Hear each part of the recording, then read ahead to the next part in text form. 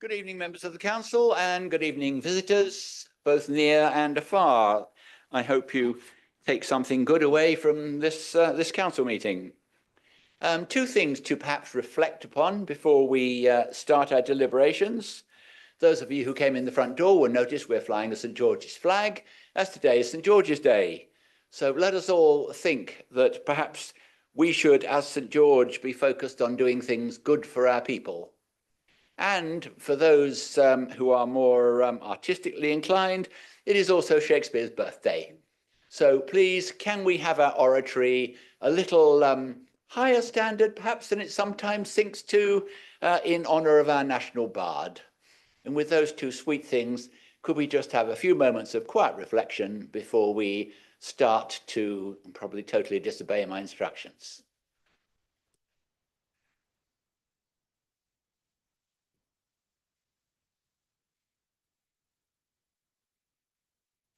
Thank you, ladies and gentlemen. Please be seated.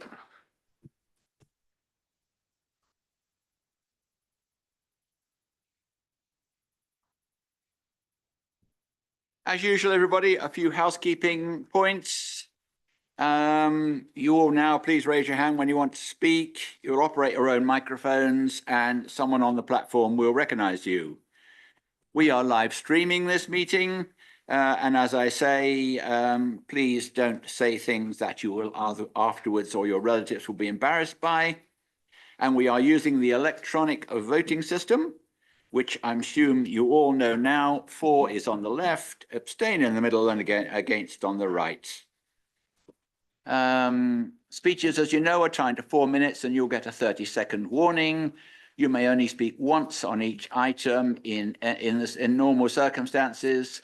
And if you're making a point of order, please know what point of order you are making. So let us now move on to item 1, which is apologies for absence. We've received apologies from absence for Councillor Ralean, Councillor Hess, Councillor Keel, Councillor Long, Councillor Deuce, Councillors Ken and Ruth Reid, Councillor Hosseini, Councillor Wicks and Councillor Crowe.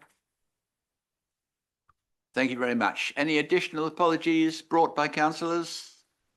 Right, thank you very much. We will now move on to minutes.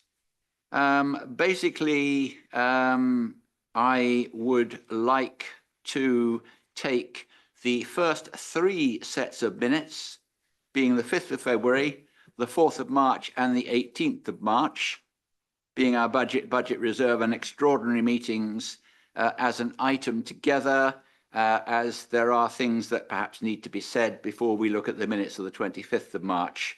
Does any councillor have any discrepancy or problem with the facts, and I repeat the facts of those 3 meetings? Councillor Austin. Thank you. I have emailed the monitoring officer and the CEO because actually I believe I have problems certainly with the budget meeting. I think the commentary is, well, lacking. And so as it stands, we will not be in a position to approve the minutes. For our council group will not be in a position to approve them. The 4th of March ones are acceptable. And I think the 18th of March also is acceptable. It's the budget meeting itself. Do you want me to go into more detail about what's lacking? If you've emailed the monitoring officer, no. I think we will deal with that outside this meeting. Well, let's just deal with the 5th of February. Can I have a show of hands, please, of those who agree that it is a correct record? It does not have to be a complete record. So 25th of February. Sorry, there is a 2 being missed off my notes. Oh, sorry, I've got a comment on that one as well. Which one? They say this is 25th of February. Okay. Yeah, budget meeting. Budget meeting. Sorry. She's saying they won't be able to support. Yes. Not so far. I wasn't going to invite her. Okay. Sorry, was that Councillor Gale? Someone else had a problem? No? No. Yeah, you have a problem. Another problem. I just want to clarify, the 25th of March, sorry, the 25th of February now, the budget meeting is what we're voting on. Yes. Yeah, and that's the one we've got a problem with. The next two. Do you have a problem with, sorry, do you have a problem with that it is factually incorrect or that it is not complete and expressive enough for your satisfaction? I have a problem with omission, in that there is no commentary. So that is a factual problem. Okay, but there is not an error. There is, you feel, things left out that should be in there. Yes, yes, and I have emailed the CEO and the monetary officer about this, Okay, this is and I've seriously, spoken to them. seriously the first I've heard of this. So I will take a vote from council on the accuracy of the minutes, and we will have to deal with this outside the council. Okay?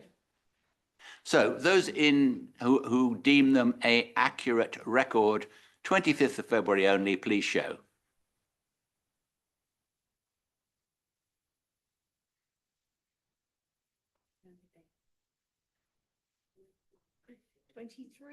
I think. And those who do not, 1, 2, 3, 4, 5, 6, 7, 7. okay, so the council will then accept those minutes, but we will ask you to speak to the monitoring officer afterwards and see if we can improve the quality of the minutes to your satisfaction. Okay? We now have the 4th of March and the 18th of March. Councillors, are there any errors of fact in either of those that you wish to bring to our attention? Can I then take it as unanimous we approve those two? Agreed. Thank you, councillors. Okay, the 25th of March, there were things that needed to be said, and I believe the Chief Executive wishes to make a comment. I do. Thank you, Mr. Mayor. I wanted to take the opportunity to add something to the minutes. On the 25th of March, I mistakenly stated that contact had occurred between Waverley's Assistant Director, Marcus Harvey, and the Managing Director of Crinkles. That was incorrect. The information I received at the time was inaccurate. I relayed it in good faith, but now that I've discovered that that is inaccurate, I need to correct the record. So the communication in question actually took place between Waverley's Green Spaces Officer and Crinkles' Operations Director on the 11th of February 2025. I apologise for the confusion that may have caused, and I want to ensure that the relevant records are updated to reflect this accurately. Thank you, Mr. Mayor.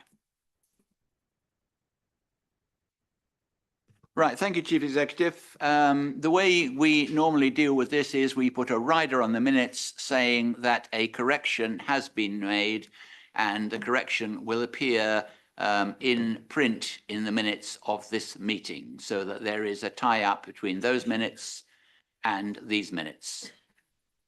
Taking that on board, Councillor Oscar.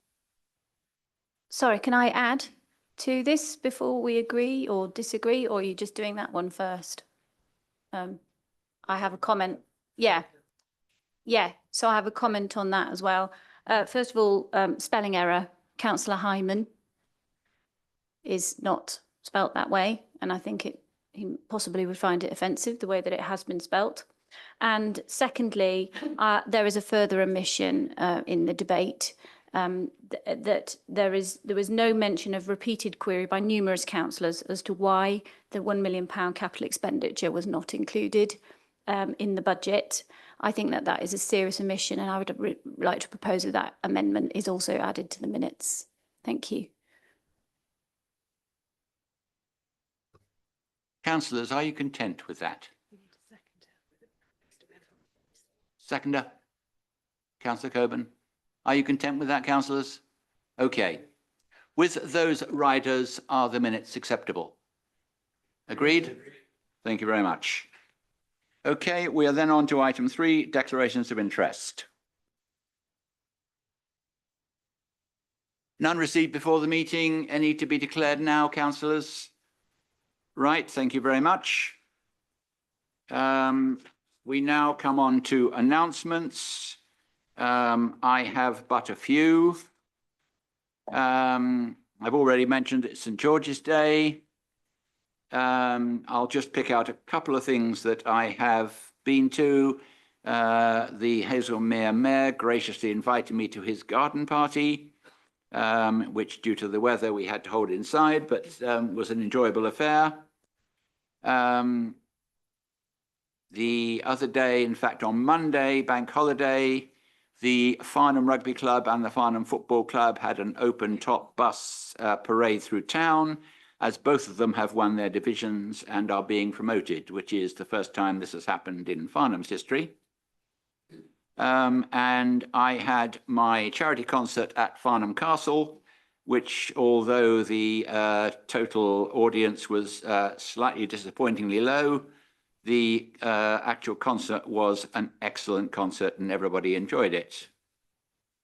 Can I remind councillors that the monitoring officer has issued a note to us all about how amendments can be proposed and the fact that you do not get extra time to propose an amendment. So if anybody wishes to propose an amendment, please do so at the very beginning of their speech so that you do not run out of time.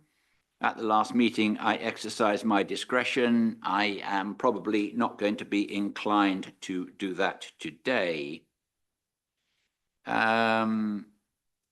We've just looked at 4 lots of minutes, which is a sample of how many meetings we are having. We also have one more emergency meeting, I believe on the 6th of May, to deal with local government reorganisation. It would be really nice if we didn't have to have another because we spoke for too long at this one. So could we please be succinct? Could we please, I know it's terribly difficult, avoid repetition of something that's already been said before, keep on the subject, and please don't be rude to your fellow councillors. Thank you very much. I don't know, Chief Executive, if you want to say any more. Thank you, Mr. Mayor. I just wanted to make 2 brief comments. The first is to remind colleagues that we are coming to the crunch point on local government reorganisation. There will be a meeting on the a council meeting on the 6th, especially to go through the local government reorganisation proposals. Ahead of that, to make sure that members are up to date and prepared, we intend to have a joint all-member briefing on the 29th, so that is next Tuesday. Ahead of that, members should be aware, I'd emailed round, but just in case you haven't seen, there is a LGR hub supported by and informed by all district and boroughs across Surrey. That is available on www.surreylgrhub.org. So do use that resource if you want to see some background. But in the meantime, I look forward to seeing as many of you as possible on the 29th. Thank you. Leader. Thank you, Mr. Mayor. Chief Executive has covered some of the points I was going to cover there, but just to also add, the leaders have been meeting at least once a week. In the case of this week and last week, it's actually been twice a week because we've also been having some very fun conversations about the level of debt within Surrey as a whole. I have, as have in fact every single leader, reiterated our concern that the LGR process potentially exposes boroughs that do not have any debt to debt. In the process of doing that, exposes boroughs that do not have any debt to the potential for asset sales, and also coupled with the issues around the overall financial sustainability of local government, causes discretionary services that boroughs such as Waverley run to be under threat in the long term if these issues are not resolved. Now, my concern here has been, and again, this is shared by most of the district and borough leaders of the county, that these were completely foreseeable and foreseen issues as this process was entered into by the county. So it is not in any way surprising that some of these issues are coming up now. What we have had, though, is a clear understanding from MHCLG that they finally recognise that Woking's debt cannot be dealt with locally, which I have to say is taken as a serious win within local government circles, but I have to say is blindingly obvious, I think, to literally anybody that can read. I'm supposed to take that on board as a very positive step from MHCLG, although I have to say it does not feel like it. But we are hitting the point here now where there will be significant discussions about how this process actually remotely benefits boroughs like Waverley. Because as far as I can see at the moment, it doesn't in any way, shape or form. And I think that's the sort of issue that we're going to have to really weigh up seriously when it comes to whether we support anything at all at the extraordinary meeting next month. And certainly myself and my colleagues at the county will be asking the county council leadership that same question, because most of the county will not benefit in any way, shape or form from this process as it is currently articulated. This is a concern shared by almost every single resident I've spoke to who's actually even vaguely aware of this process, of course. That is a niche group but in its own right. So just on the subject of engagement, we've been very much given the green light from MHCLG that we should be consulting as much as possible as part of what we're actually doing here.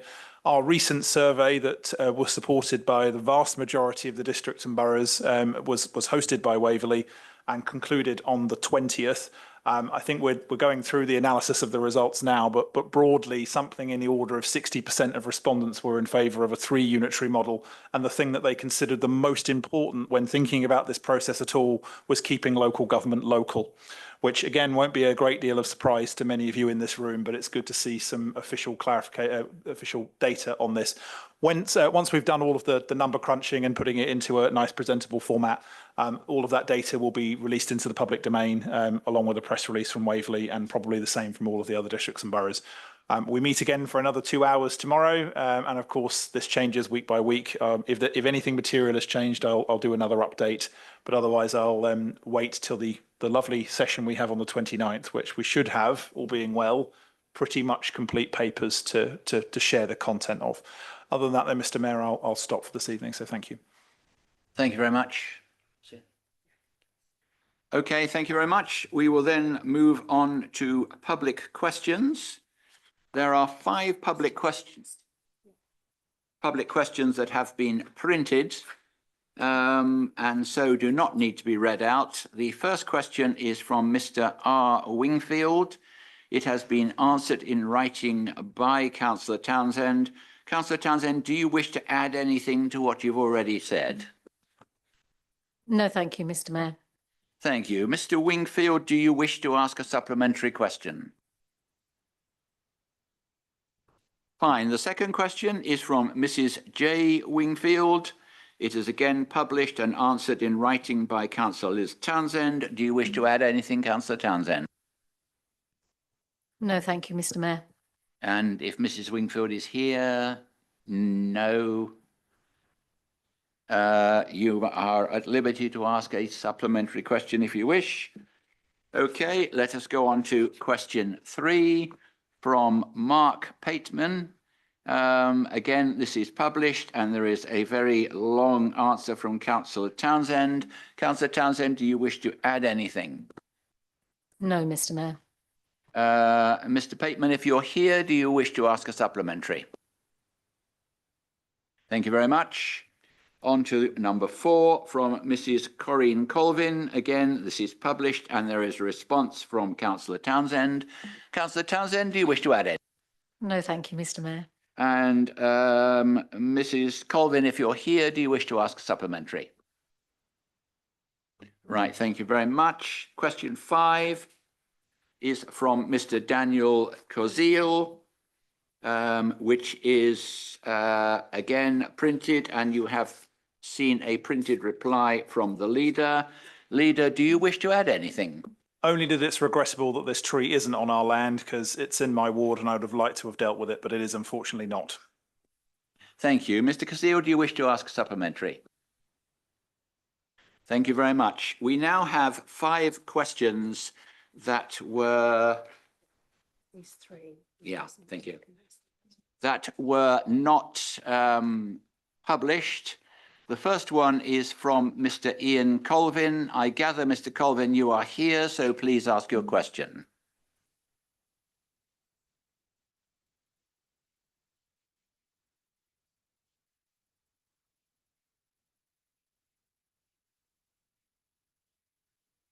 I'm sure someone will show you how to use it unless you've done that before. Let's go for that. Thank you, Mr. Mayor. So the question is, why have Waverley Planning Department consistently said in writing and verbally that they have no discretion over SIL when clause 65(7) gives them full discretion to withdraw SIL liability notices? Thank you. Councillor Townsend? Thank you for your question, Mr. Colvin. Waverley Borough Council has repeatedly confirmed that if the correct process is not followed in accordance with the SIL regulations, which confirm that residential extensions and annexes can be subject to an exemption or relief where the relevant criteria are met, and the correct process is followed, then residential extensions become liable to SIL. The Community Infrastructure Levy Regulations 2010, as amended, known as the regs, provides the principal provisions for the imposition of the charge and its administration under the Planning Act 2008. The regs should be read and considered as whole in order to understand the overall scheme of the legislation, the interrelationship of its parts and the requirements of each regulation within each part. Regulation 65(7) does not confer a general discretion on the part of a charging authority to decide whether or not to collect SIL in relation to a chargeable development. Thank you. Do you wish to ask a supplementary question? Yeah, I'd like the question to be answered clearly. Really, do you agree that clause 65(7) gives full discretion to withdraw SIL liability notices, because that is what it says, and that's been confirmed by a legal opinion of Douglas Edwards KC. So it's really very straightforward. That clause in writing says the council have full power, full discretion to withdraw SIL liability notices as they see fit.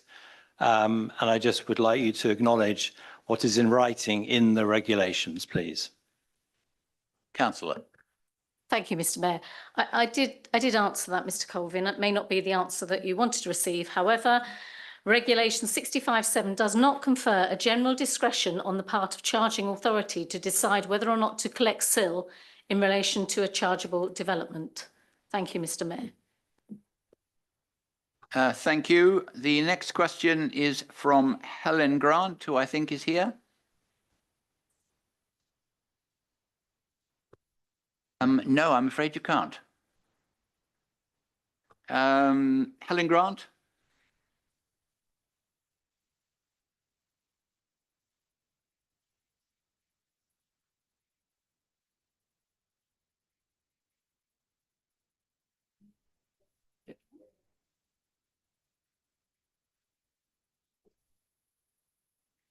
So my question is that at Waverley's Audit and Risk Committee meeting on the 24th of March, it was stated that the West Berkshire Discretionary SIL Homeowners Review Scheme was based on proving hardship. Jeff Brooks, the leader of West Berkshire Council, categorically states that, and I quote, "At no stage have we ever considered hardship as a criteria in our review process." I quote from the West Berkshire SIL Enforcement Policy, May 2024, that if an exemption would have been granted, if the correct paperwork had been submitted on time, then the council is likely to exercise any discretion in favour of the developer or homeowner. Will council therefore please make a public statement and confirm that what was said on the 24th of March is incorrect, and acknowledge that West Berkshire's position is as I've stated above? Thank you. If you could press your magic button. Councillor Townsend. Thank you. Thank you for your question. Council officers are very familiar with the West Berkshire scheme. The enforcement policy was not referred to at the ONS committee. I understand the reference was to the discretionary householder review. The word hardship was used in the context that, scrolling down, that householder, though not following the prescribed process, were faced with a civil liability that had reportedly caused them personal hardship. Thank you, Mr. Mayor. Do you wish to ask a supplementary question? The hardship thing keeps on cropping up several times, and we as a group who are all suffering from this are concerned that that is what is going to be relied on for the discretionary review. And also why the West Berkshire discretionary review isn't just being adopted instead of, it seems like it's a new one's being written by Waverley Council, when a new one doesn't need to be written. There's one already there. Councillor? Thank you, Mr. Mayor. Obviously, I can't preempt the report that will come before the executive, and I also can't preempt the report that will come from ONS and any recommendations that will come through from that.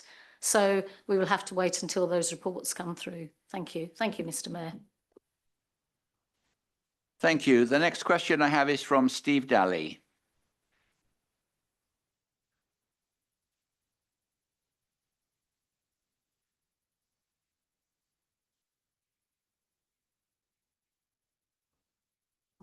Thanks. Thank you, Mr. Mayor. We do have a serious issue here, as I will explain in my question just by reading it. In light of Mr. Douglas Edwards KC's opinion, which was provided to key members of this council on the 27th of February, it contradicts the position historically taken by Waverley Borough Council. And I'm quoting directly from his opinion.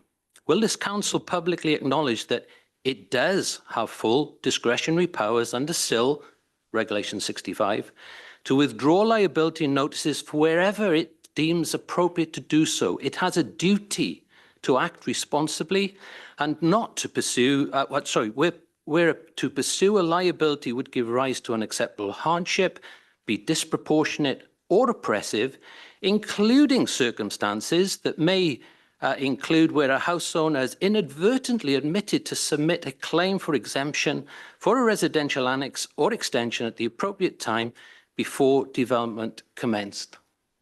His opinion is in direct conflict with what's being said, Mr. Mayor. Thank you. Could you press your magic button?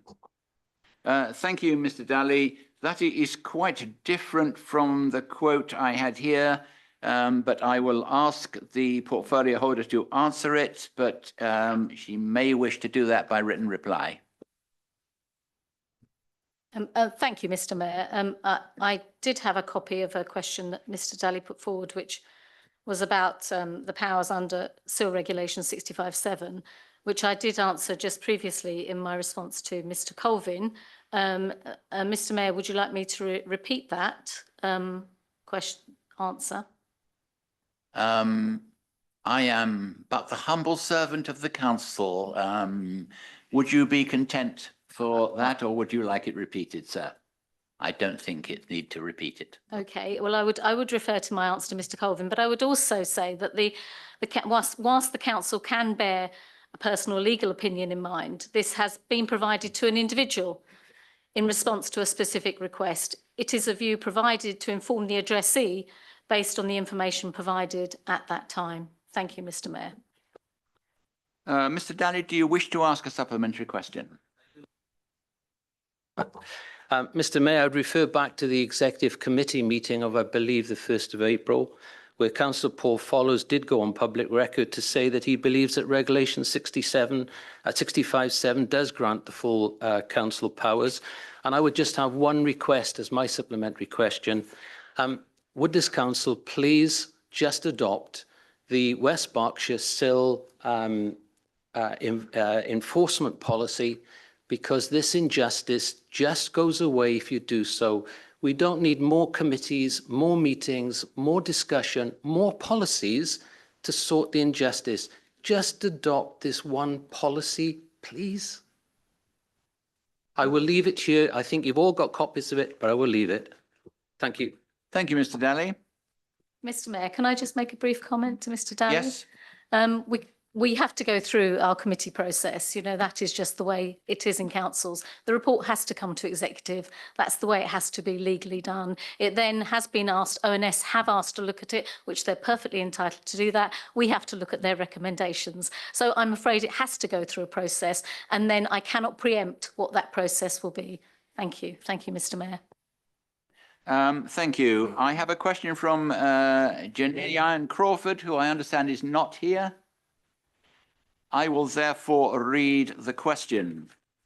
When SIL was adopted by Waverley in 2019, it was also agreed by the committee that there would be an annual review, brackets, exact wording from the minutes, delegated authority is given to the SIL Advisory Board to make revisions to the governance arrangements subject to an annual report to the Executive and Council, close brackets. Why were those reviews not carried out? Councillor. Sorry, Mr. Mayor, can you please confirm which the resident was that put in that question, please? I will spell it in case I mispronounce it. It's Jeanian, Jeanian Crawford.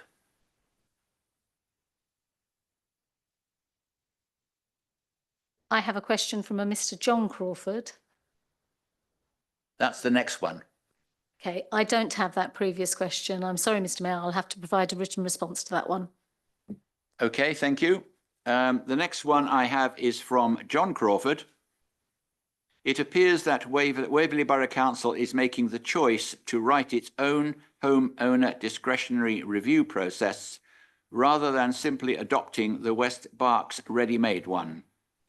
When preparing the report for the Executive Committee on the 6th of May, which elements of the West Berks discretionary review is WBC planning to omit and for what reason?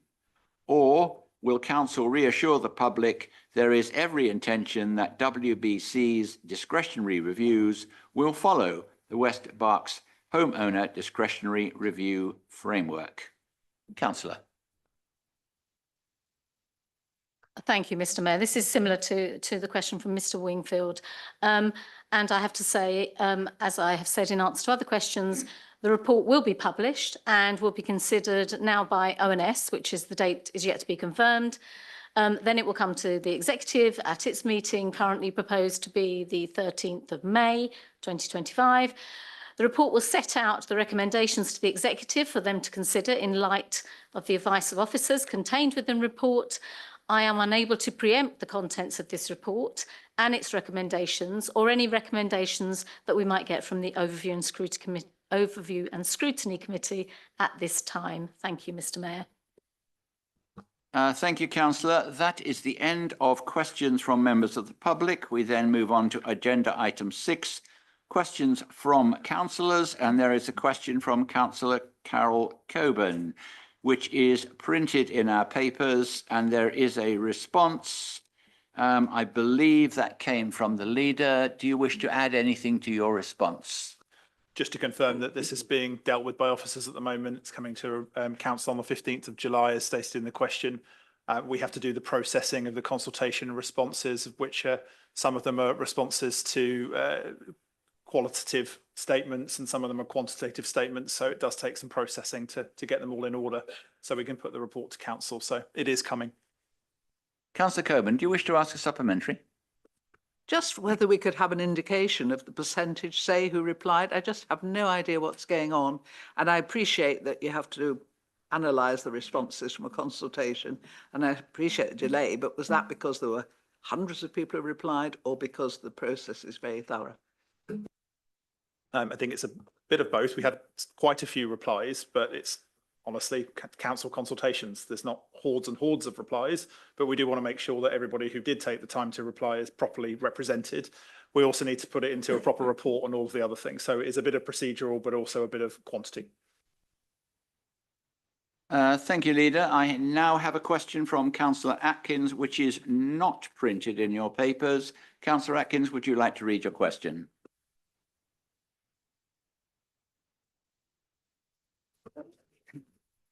Please could the executive confirm that the Waverley discretionary review will absolutely and unequivocally follow the West Berkshire criteria where hardship and exceptional circumstances are irrelevant. West Berkshire's discretionary review criteria: the development in respect of which CIL has been paid or CIL liable must have been a householder development in West Berkshire that falls into one of the following categories: an extension to a person's own home in excess of 100 square metres, a development of a residential annex, change of use, conversion of an existing building or newly constructed annex within the grounds of a person's own home, a new building or dwelling that has been built or commissioned to be built as a person's own home and principal residence. Any written statement and supporting evidence should include a demonstration that the applicant would have met the exemption or relief criteria if the correct process had been followed prior to commencement of development. B, evidence should be provided to demonstrate the precise nature of the mistake made on the part of the applicant at the time of making an application for relief, exemption or offset, or the nature of the mistake on the part of the council in determining CIL liability. Evidence should be provided to demonstrate that if relief or exemption had been granted prior to commencement of development, the development would continue to meet the minor development exemption, residential annex or extension exemption, or self-build exemption, whole house, and no disqualifying event has occurred. The West Berkshire CIL enforcement policy says if an exemption would have been granted, if the correct paperwork had been submitted on time, then the council is likely to exercise any discretion in favour of the homeowner.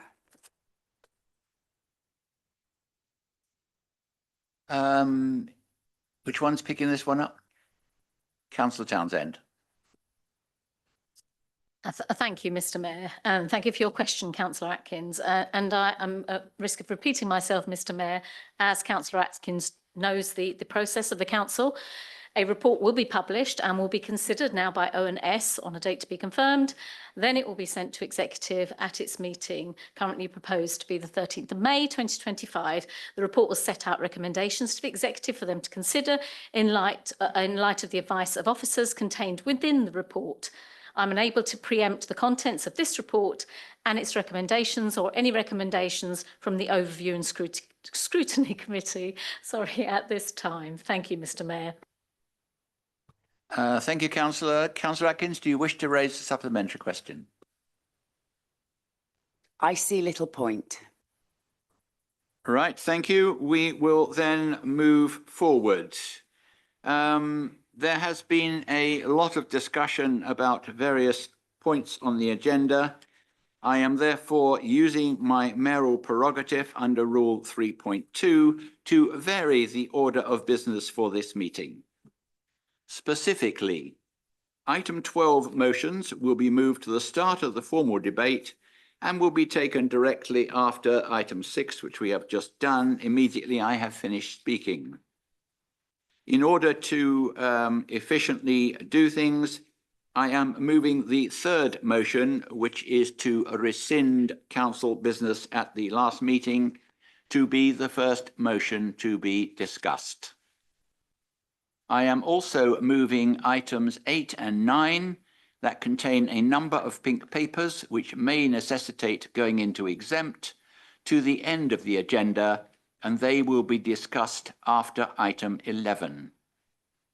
For clarity, the new order of business will be item 12 motions, with motion 3 about the last council meeting being taken first, then item 7, then item 10, then item 11, then item 8, and then item 9. So the first item is a motion by Councillor Austin. Councillor Austin, the floor is yours. Thank you. Do you need to talk about a seconder now? I think it's probably hard to second it until we know what it Oh, is. sorry, I would like to propose my motion about the grounds maintenance motion to rescind. I believe it can go up on the screen because there is an amendment, an alteration to the motion proposed. Is it on the screen? Yeah. It's coming.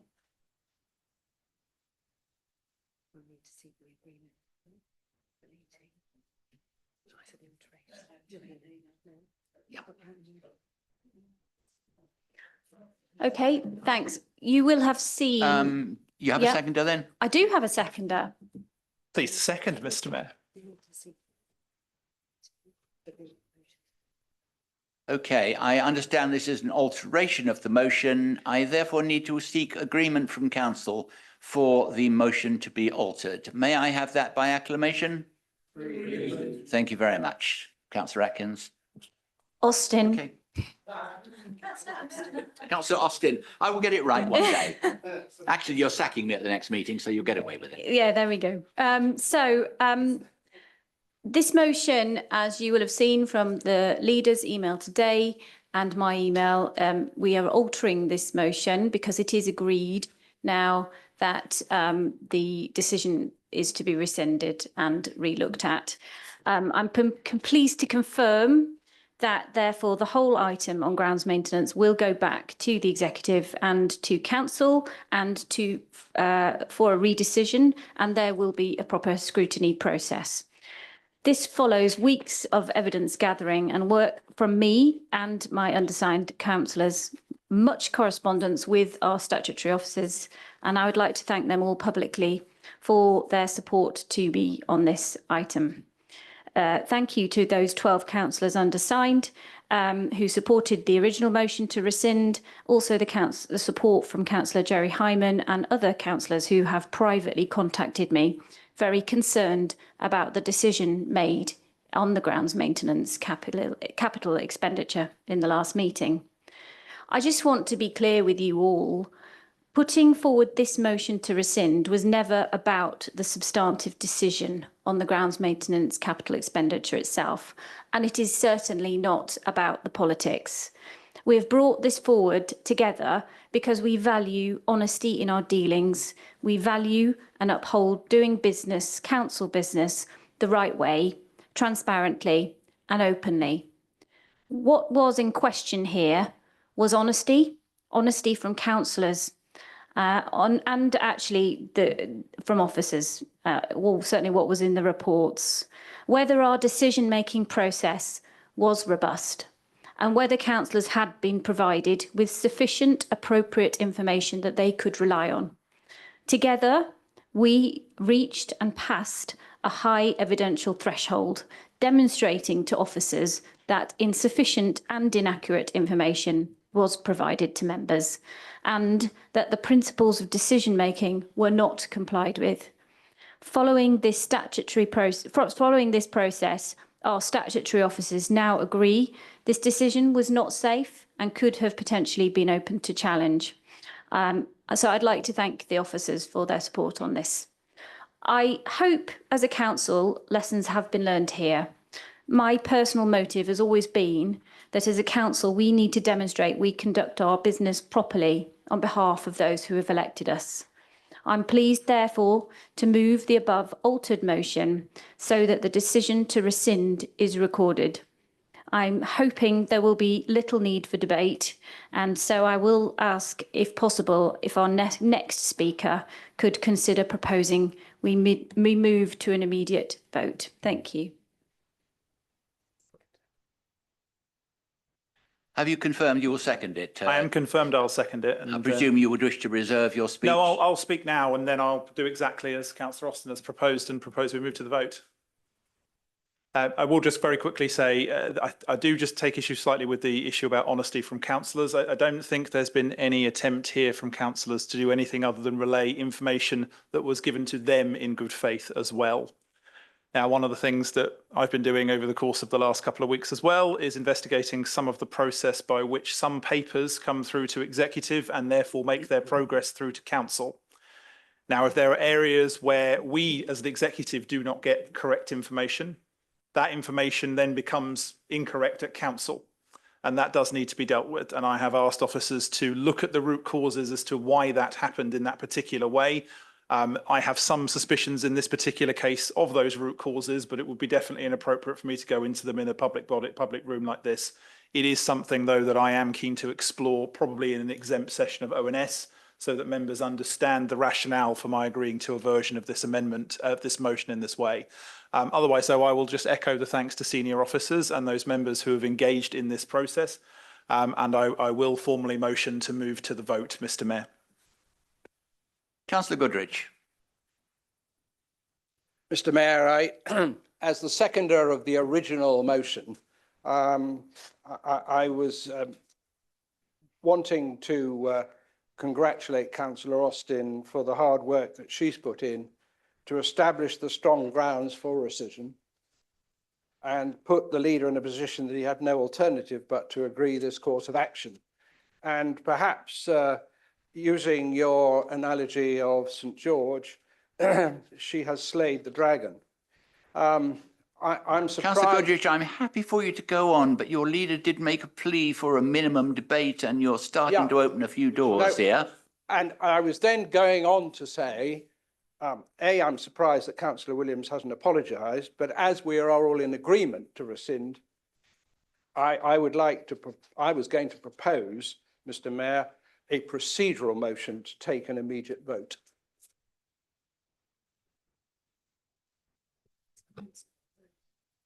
I assume then you are going to second what's already been proposed by Councillor Follows, just for the record. Thank you. Councillors, we beat this one to death at the last meeting, so we will move, unless anyone has a violent objection, we will move straight to the vote on the procedural motion to move to the vote on the main motion. So can we have that by acclamation? Thank you, councillors. We now move to the vote on the main motion, which I think is still up there. Councillors, it's agreed between the opposition and the administration, and I believe all other party leaders have had sight of it. Can we also take that by acclamation, please? Thank you, councillors. We will now move to the second question, which is a motion on Brightwells, which is Councillor Fairclough. Thank you, Mr. Mayor. I'm actually delighted to decline to move the motion as it has actually met its objectives. My understanding is that Greg Stafford will be meeting with the Surrey County Council Cabinet Member for Property, Infrastructure and Waste tomorrow for an update on the current status of the Brightwells Yard development. Following this meeting and the preparation of a report by the Surrey County Council Estates officers now responsible for Brightwells, Surrey County Council and Waverley Borough Council portfolio holders and key members will be meeting with a view to reset the joint relationship and work collaboratively to develop an effective business plan for the commercial elements of Brightwells Yards. With all stakeholders now fully committed to working together on the creation of a business plan to maximise the potential of Brightwells Yard, I'm certain that our residents will begin to see positive developments in the very near future. Thank you, Mr. Mayor. Thank you, councillor. Since you have declined to move the motion, it will not become before council. So we will move to the next motion, which is about the community infrastructure levy and is being proposed by Councillor Liz Townsend. Thank you, Mr. Mayor. I would like to move this motion, and I believe I have a seconder. Happy to second. Councillor Merriweather, thank you. Thank you, Mr. Mayor. As we know, this is a matter of great public interest. I have put forward this motion with a clear and simple purpose to ensure that the way we manage community infrastructure levy is not only legally sound and administratively robust, but fundamentally fair. SIL was adopted in 2018 following a formal examination by the Planning Inspectorate. At that time, the inspector was very clear that it would apply to residential extensions over 100 square metres. Seemingly, a protocol was not established at the time to incorporate discretionary powers for a withdrawal of a SIL liability notice, such as where genuine errors had occurred or where hardship could be demonstrated. It would also have been a clear signal of the vast difference between major developers with significant and dedicated legal teams and homeowners seeking to improve their homes with an extension, say, for a new kitchen. Having been on scrutiny committees, both here and on Surrey County Council for many years, I believe in this valuable role of task and finish groups to not only scrutinise decisions of the Council, but also to improve policy. I very much welcome the forthcoming scrutiny by the Overview and Scrutiny Committee of the discretionary review process and look forward to receiving the committee's recommendations. However, we also need to shine a light on how we got here, and we need to make the SIL journey even better for homeowners across the borough. We need to look at what additional guidance and processes we may be able to introduce locally, and we need to call on government to act nationally. At the heart of this motion is a call for a cross-party working group to allow all parties to participate and agree on a collective way forward. We need to understand the circumstances surrounding the introduction of SIL, the advice received, and what, if any, impact on individual homeowners was considered at the time. We need to explore what a discretionary relief policy for Waverley might include, if additional monitoring is required. Furthermore, we need to examine how we might legally revise or withdraw SIL liability notices and, if necessary, define a protocol to ensure the Council continues to act lawfully. With regard to the discretionary review, a separate report will be presented to Executive in May, with the process due to open in June. As mentioned, the work of the Scrutiny Committee at the beginning of May will play a vital role in shaping this review. It is essential that this request by the committee is given the time it needs to be thorough, robust and compliant with the Council's legal obligations. While this additional step may result in a slight adjustment to initial timelines, it will ultimately support a more effective and legally sound outcome. Finally, the motion also calls on the Council to write to local MPs and to the Secretary of State. Reform is needed at the national level. The current SIL regime lacks nuance. It was designed to ensure that development pays for infrastructure, but it can be overly complex for individual homeowners. The wording used on forms is not accessible, and it can be rigid for individual homeowners if they fail to comply with the processes set out in the regulations. We are asking quite reasonably for a system that recognises the wide spectrum of development, from individual homeowners to major developers, and provides appropriate processes and guidance to each. We will be mindful of this broad spectrum when we carry out the formal review of the SIL charging schedule alongside the local plan. This motion is not about rewriting history, it is about understanding it. It is about taking responsibility, acknowledging what could have been done differently, and using that insight to build a fairer, more transparent system going forward. We have already made significant progress over the past 4 months. We now have a clear enforcement policy in place, along with comprehensive guidance for planning applicants. Officers are also taking exceptional circumstances into account when considering SIL liability for homeowners. I believe this cross-party work presents an important opportunity to identify further ways we can strengthen and improve our approach, and I urge you to support this motion. Thank you, Mr. Mayor. Thank you. Seconder, do you wish to speak now or reserve your rights? I'm happy to speak now, Mr. Mayor. Thank you. Go ahead. So the motion's rightly primarily targeted at the charging side of SIL, and I echo everything said by Councillor Townsend, which I'm not going to repeat. Rather, as the chair of the SIL, the EWG, I'd like to focus briefly on the spending or allocation side of SIL necessary to support the vital infrastructure. This council's SIL governance arrangements, which were referred to earlier, and I should emphasise that they only apply to the allocation of SIL, of strategic SIL funding from that pot, were also approved in 2018, 2019. And I should also emphasise that they don't cover neighbourhood SIL allocations, which are made by the towns and parishes from that pot. These governance arrangements established the SIL Advisory Board, now the EWG, primarily to make recommendations to the executive in regard to the allocation only of available strategic SIL, that's SIL receipts that have actually been collected. Most importantly, though, they also codified a competitive but reactive annual bidding process that is essentially meant that allocations could only be recommended in response to qualifying bids that satisfied some pretty tough criteria. It's important to note, even at this stage, for example, that key vital infrastructure providers in the privatised utilities, including water and energy, are not eligible even to bid for SIL. Those arrangements governed the first strategic SIL bidding round in 2021 and the 4 rounds since.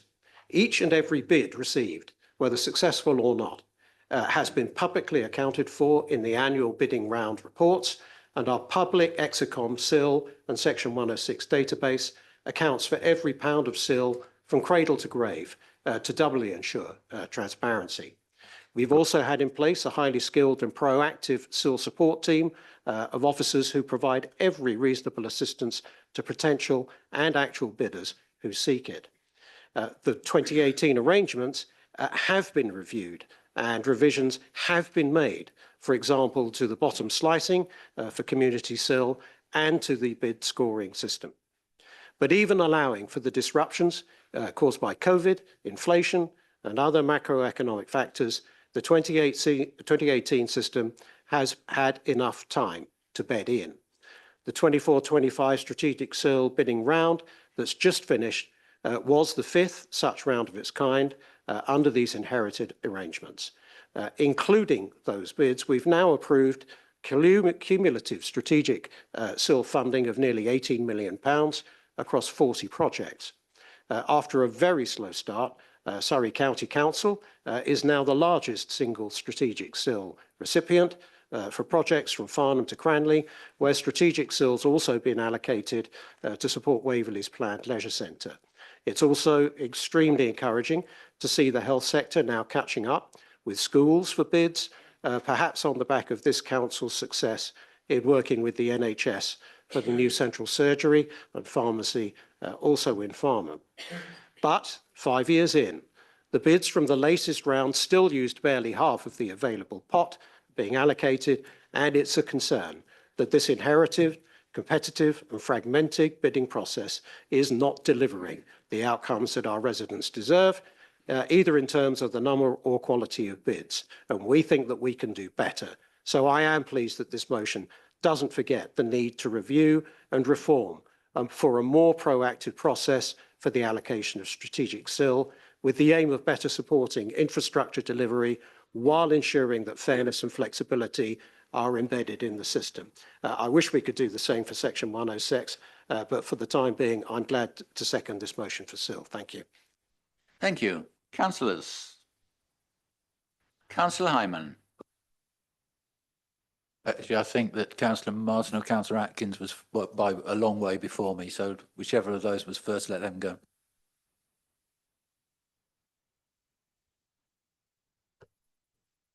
Thank you, Mr. Mayor. I will be moving an amendment which has been accepted by the monitoring officer. Whilst I am delighted that the executive are engaging on the SIL issue, I want to support this in the most constructive way I can by helping to simplify what has unfortunately become a rather overcomplicated topic. Here is the core of it. If a householder builds a Just checking that you do have a seconder.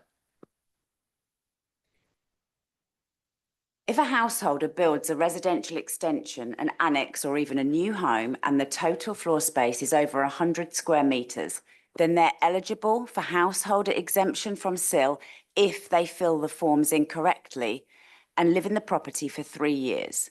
This is the intent of the system. But in practice, in Waverley and across the country, people are being caught out on technicalities. They miss a form, they misunderstand a deadline, and suddenly they're handed a bill for tens of thousands of pounds, one that was never meant to apply to them. But here is the good news. Regulation 65(7) of the SIL regulations already gives this council, as a collecting authority, the power to deem a liability withdrawn if it thinks it's appropriate to do so. That's the exact language of the law. It's been confirmed by a KC, and Paul Follows confirmed on public record on the 1st of April that it grants Waverley full powers to withdraw a SIL liability notice for whatever reasons it seems appropriate to do so.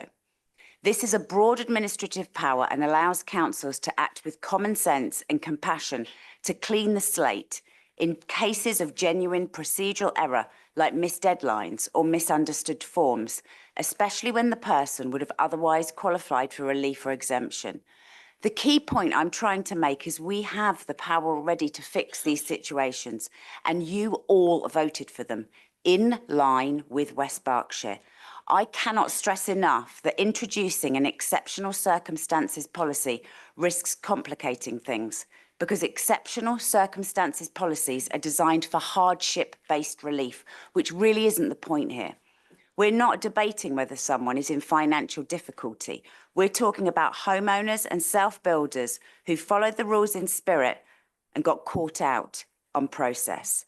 Regulation 6(7) gives us the scope to fix that easily, effectively, and lawfully. So reverting to the points in the motion, while reviewing the original rationale for SIL adoption is interesting, it is not our role.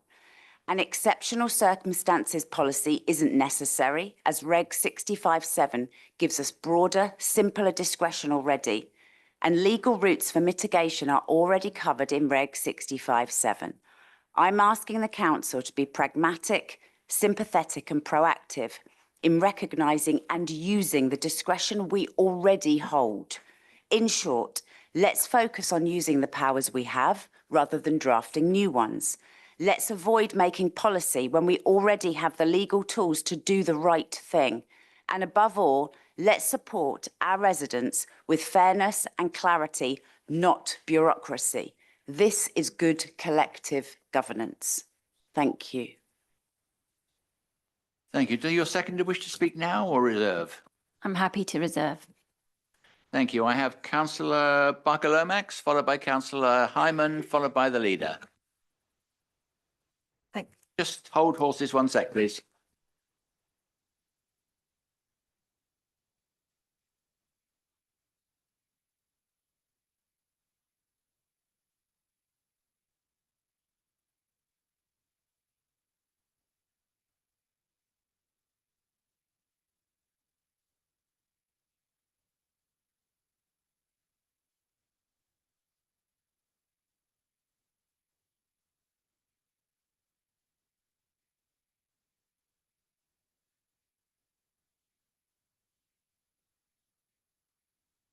Sorry about that. Please go ahead. Thank you, Mr. Mayor. I'm a member of the Audit and Risk Committee. I must state that multiple residents have contacted me with their concerns about perceived inaccuracies in statements made by officers regarding SIL at the March meeting. This is very concerning, placing doubt as to how Waverley conducts SIL and as to how it will conduct the upcoming discretionary review. I am listening to constituents and will be writing to the council to request clarification and/or corrections as required. Thank you. Councillor Hyman, followed by the leader. Thank you, Mr. Mayor. Well, you very wisely opened this meeting by asking that we don't repeat the words that others have said. And then we had half an hour of the portfolio holder saying the same things over and over again in response to questions. And I feel like we've wasted an hour here today going round and round in circles. Might just be my perception, and I might be wrong. But I want to know what the problem is. I can read Regulation 65(7). It looks very simple. I think other people are perfectly capable of reading it. It's quite obvious from what's been said by the portfolio holder that she's under some sort of advice that says that the opinion of Douglas Edwards KC, and I don't hold any barristers up on a pedestal, as you know. I mean, it's a matter of whether they're right or wrong, and they do sometimes get things wrong. But I'd like someone to tell me now, so that we don't waste another hour here tonight. Now, can you please tell us what's the problem with 65(7)? What is the council's problem? The legal advice that officers and executive are working on that says to them, ignore what regulation 65(7) says. Just keep blocking and putting it off till another day, going round in circles forever. Why can we not simply make do the correct thing through regulation 65(7), as all of the members of the public who are here today are saying we should be doing, as the law appears to say we should be doing and can do? So where's the problem? Can you please give me definitive right now, so that we don't waste the entire evening for everybody's sake here? Why is Mr. Douglas Edwards KC wrong in what he says? Please advise me. We are meant to get support from our officers on this. We could have had that support at 7 o'clock and avoided everything between then and now, pretty much. So can we please know, because I fully support this, if what Douglas Edwards is saying, and if what I read, and if what the residents are saying is correct, obviously I fully support this motion. But I want to know, am I right to do so or not? And that depends on what the advice is that you are acting upon, Mr. Mayor, in doing the right thing as our leader here tonight. Can you tell us what we ought to be doing? What's the advice we should be acting on? Would we be wrong or right to support this legally? Thank you. Thank you. Leader. Thank you. I think I can cover some of Councillor Hyman's questions. The reason the portfolio holder had to keep repeating herself was because, in broad brush terms, the questions that were asked were ultimately the same. And if they were being advised by councillors, those members of the public, on that, then the point I think Councillor Townsend was making on multiple occasions is very clear. We're not saying we agree or disagree per se with any of the legal advice or any of the comments here.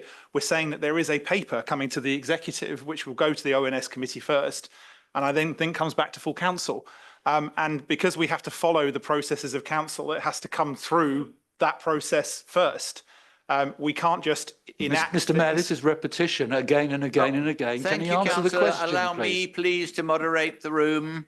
Thank you. If we can have an answer. Thank you, Mr. Mayor. And the problem is, I can't talk about a paper that is being drafted and coming to another committee that is in the diary, in the calendar, and on all the rest. It's been stated a number of times because apparently that isn't clear. I'm just saying it again because I think it is clear. Now, the reason I raised my hand to speak was actually to talk about the amendment per se anyway. The original motion was a motion to look holistically at some of the more fundamental issues with SIL, and not just about how they're implemented here, but about how they actually pay for infrastructure, or more accurately, don't pay for infrastructure in a lot of cases because of the way the system itself works. I mean, my first interaction with SIL was seeing some planning applications, some rather large ones, one in Godalming in my ward and one in Milford in Councillor Gale's ward at the time, that were brought in really fast, and as a result evaded something like £10 million worth of SIL. For the avoidance of doubt, this was Oxford Park and Milford Golf Course. And I was quite concerned at the time about the SIL regulations, and I was a backbencher here as the only Liberal Democrat at the time by myself back in 2018-19 when this was discussed and approved by many of the people who sit on this side of the room now. The portfolio holder's motion was to try and look at this holistically and deal with some of the actually really wide-ranging issues with SIL. And that's not to discount the issues that have brought a lot of members of the public here, because as the portfolio holder, as I think now said at least 6 times, we have a report on that specific subject on its own coming to all through the council processes within the next 2 weeks. And so we're trying not to preempt what that report says and all the processes that we also have to follow. What you've got here is taking all of the other issues about SIL and boiling it down to just this one issue about SIL, which the council is already handling. So from my point of view, if we take as read that the council is already handling the other issue, it is taking account of the advice that Councillor Hyman has referred to. And I will just reflect on one other point that Councillor Townsend said. We don't know what the request was to the KC, what question he was being asked. We know full well, and Councillor Hyman, I'm sure, will agree with me on this one. You can ask a KC a question and get a response that you're after. And so it's very important, the question that is asked. So I would love to see that, if any members of the public have that question that was asked of that KC, so we can put some of that in context. Now, we do have to also take legal advice, and we have to take legal advice too about West Berkshire and about their scheme as well, and about can that be implemented in this way here. So I'll go back to the amendment. In my opinion, council are already dealing with the other issue, and we've said so many, many times, and it's coming to ONS first. And if ONS don't then think we are dealing with it, having actually seen the report and its issues, then of course you've got an opportunity to say something and indeed give recommendations for the next stage. What Councillor Townsend has tried to do is look holistically at the multitude of issues about SIL. And so I oppose this amendment because it just tries to ignore all of those. Thank you, Mr. Mayor. Thank you. Councillor Murray. Thank you, Mr. Mayor. I'm not too sure whether I'm talking on the amendment or I'm talking on the original motion. If you're talking now, you are definitely talking on the amendment. Okay. Well, I suppose it means the same, but anyway, okay.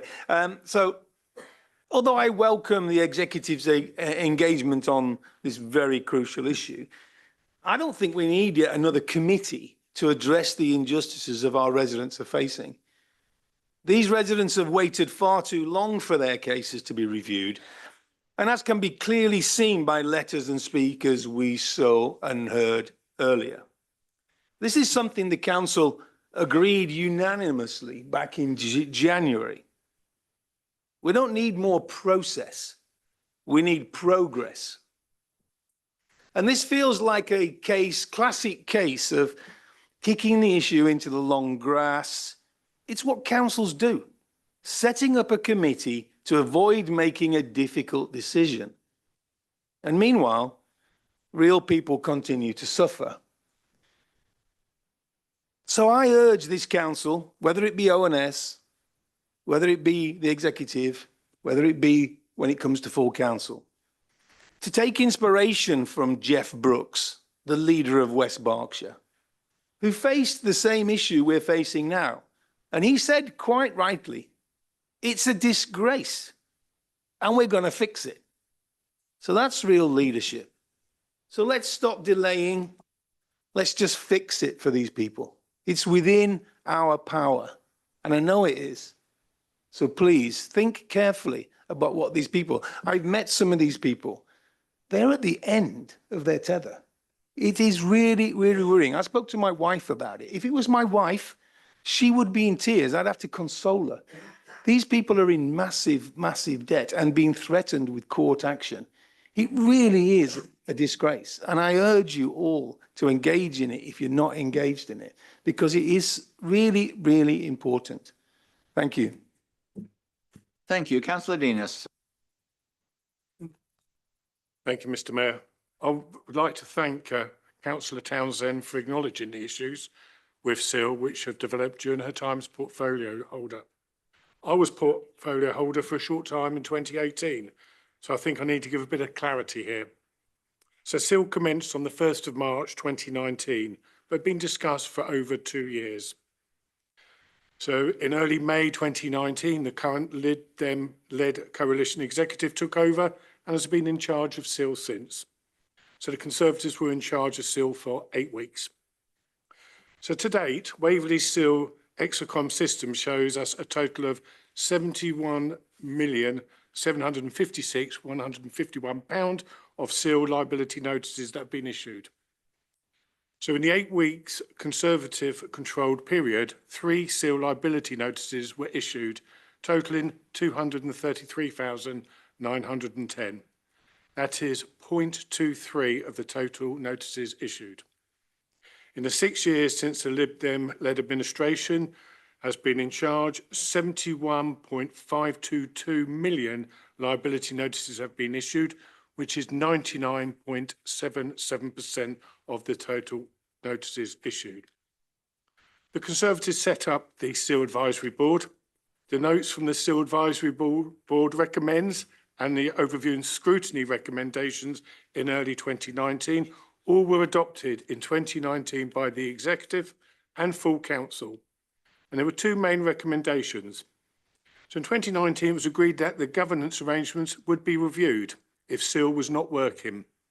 The Executive minutes agree and adopt the overview and scrutiny recommendations, which were: it is proposed that these governance arrangements be reviewed after 1 to 2 years of operation to provide an opportunity to reflect on lessons learned. However, if it is found that there is a fundamental problem with the arrangements put in place, the Council will be able to review them at any time. The terms of reference clearly provided back in 2019 that if issues arose, the SIL policy should be amended and provided that they could be amended urgently if needed. Instead, we've seen little action other than the Executive to adopt a new and even more rigorous SIL enforcement policy on the 17th of December 2024. Let's be clear, we have had piles of emails evidencing that many of these victims have been in touch with the council officers and councillors continuously since the problems appeared as far back as 2020. Waverley and its political administration have let the Waverley residents down. They've closed their eyes and ears for 6 years. They have failed to use the provisions already agreed within the SIL committees, and when there was clear evidence in front of them that there were serious problems. And it's interesting that when I looked at the council papers from March 2019, some of the people in this chamber, Councillor Coburn, Councillor Follows, Councillor Goodrich, Councillor Hyman, Councillor MacLeod, Councillor Martin, Councillor Mirrlees, Councillor Townsend, and not forgetting Councillor Ward were present at that meeting. Thank you, Mr. Mayor. Thank you, Councillor Denis. I have no more hands. Councillor Beeman. Yeah, thank you very much. It seems to me we're confusing two issues here. I mean, A, there's the problem with the individuals who are currently facing, well, let's say, exorbitant demands for money, and have paid it. And second one is the more longer term one, the issues of SIL in general. And therefore, I think it's a bit too complicated here. What I would say is I would support the whatever is going to take place as being independent, and the task and finish group concept is a good idea, I think. But I do believe it should have a timeline to be whereby the report should be finished quite quickly and within, say, I don't know, 3 months at the most. But I do think we're confusing two issues here. Councillor Goodrich. Thank you, Mr. Mayor. I agree with Councillor Murray and Councillor Beeman. We have two issues here. Firstly, should we be amending our SIL regulations and how we do things and so on and so forth, which the original motion is doing? Why do the two members of the executive need this council's permission to review SIL? They don't need it. What we do need is action concerning those people who've had liability notices. And as Councillor Murray said, we were unanimous in sorting that problem out, not delaying it by incorporating that with the general SIL review, which the executive can do at any time. I'm certainly getting the impression that the executive or the leader are wanting to introduce exceptional circumstances, some means testing or whatever. That's the impression I get. And that would be totally contrary to national justice. The law should be the same for anybody, however big, small, high income, low income, doesn't matter. If procedurally things have gone wrong, they should be put right. And we agreed in January that the way to put it right was to follow the Lib Dem model applying in West Berkshire. And now we are being told, well, we've got to have some reports, and we see. This council has already given instructions in effect to the executive to sort the problem out from the 1st of June so that these poor people whose lives are being ruined can be sorted out sooner rather than later. And by wanting to have a big look at SIL in general, including the discretionary bit, is delaying it. And I want these residents to be sorted out now, not leaving it and having lots of reports. By all means, you can have reports. The executive can have reports and a report, and it can go to ONS and everything else for looking at SIL in the future. But the immediate problem we have is the poor folk in our borough who have had liability notices. Let's get on with it. Thank you. Thank you, Councillor. I see no more hands. So does the seconder wish? Councillor Coburn. Thank you, Mr. Mayor. I'm sorry, I tried to sit down, but I'll have to stand. I couldn't agree more, and I won't repeat what everybody else has said. We've had people in tears on the phone over this, and we know that this hurts people. And I agree totally that we're looking at two separate issues.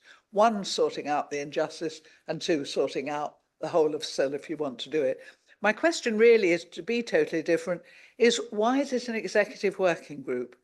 This has worried me. We've been using the phrase task and finish, but actually, if I'm reading the motion correctly, we're talking about yet another executive working group. And as somebody who has no idea what an executive working group does, because even though I have tried over and over again to get access to the minutes of an executive working group, I don't. So I would have thought, sort out the issue first. Sort out these people who are suffering. That's a separate issue. But if we are then going to look at SIL in a more general way, why not through a task and finish group of the ONS committee? That would, to me, be a much more open and transparent way of looking at these things, because it would report back to the committee and there would be minutes that are publicly available. Why is everything in these executive working groups, there's so many of them, all beavering away in secrecy, and we have no idea what they're doing? So, you know, from my point of view, I agree totally, it's two separate issues, sort out the injustice, but if we are going to have a good look at SIL, then please, can we do it in a more open, sharing fashion than going down another EWG? Thank you very much. Point of order, Mr. Mayor. Yes. Regards to clause 15.7, amendments to motion, the amendments of wording of a motion provided that the effect is not to negate the motion, as this substantially narrows the impact of Councillor Townsend's motion. I think it could be classed as negating the effect. I wouldn't want to remind Councillor Coburn she is a chair of an ONS and can set up groups in ONS herself, of course, but that's a different matter.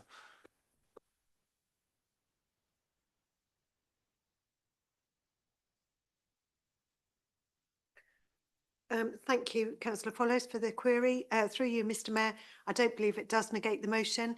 The motion is to ask Council to invite a group to establish a cross-party task and finish group to carry out a review, and the amendment is simply to ask Council to invite a different group to carry out a similar review. I think negating the motion would be a proposed amendment that there is no review. This simply amends to request to a different body and with a different focus on that review, but it would of course be up to that body themselves to set the terms of reference for any review that's carried out.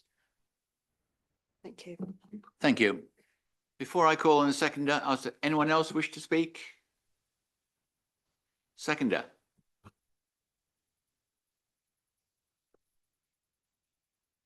Thank you. I look around the room there. It's me.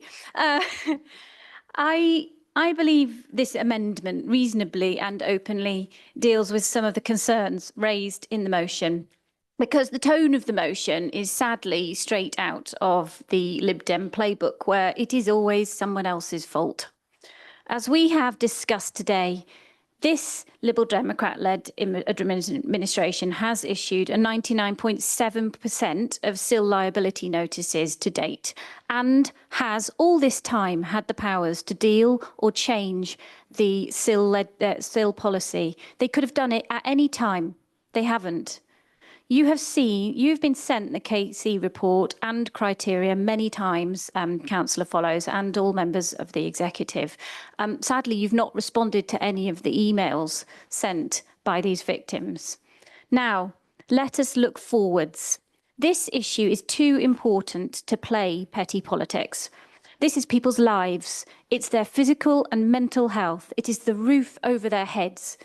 This executive is laying right now further groundwork, I think, to make it acceptable not to carry out the will of council in making the discretionary review in line with West Berkshire. So if the executive do not follow West Berkshire, they will be straying from the agreed will of council. That's legally wrong, it's morally wrong, and it's failing our residents. I am very concerned this also would potentially leave us exposed as a council to legal challenge, to judicial review. You have all seen the letter sent by Jeremy Hunt a month ago, raising this as a national issue, and Gregory Stafford is already well underway on this too. Our MPs completely recognise the injustice of what is happening here, and they are looking to solve this issue at a national level. So, Councillor Townsend, if you are wanting to lend your support to that ongoing campaign, great, that's great, because we are increasingly concerned. The leader and the portfolio holder keep using the word hardship, exceptional circumstances. It's as if they're suggesting some people being charged huge amounts of SIL by the council, it's somehow more okay than others, maybe because they can afford it. That's the perception. The West Berks review recognised these flaws in SIL and its application, and so it stepped outside of the legislation bravely and decided as a council to deliver natural justice. The Lib Dem leader of West Berks himself has confirmed it's based on justice. It's nothing to do with hardship. Justice must be applied evenly to everybody without fear or favour. It doesn't matter what size house you live in. We voted to be in line with West Berks. We must now be in line and not skew the will of our council. 2 weeks ago, Waverley's Exicom system showed SIL demanded a jump by nearly £20 million to £80 million in just a few days. This week, it dropped back down to £71 million. So what does that tell me? It indicates that potentially significant errors are being made, and it shows us SIL liability notices are being withdrawn or amended.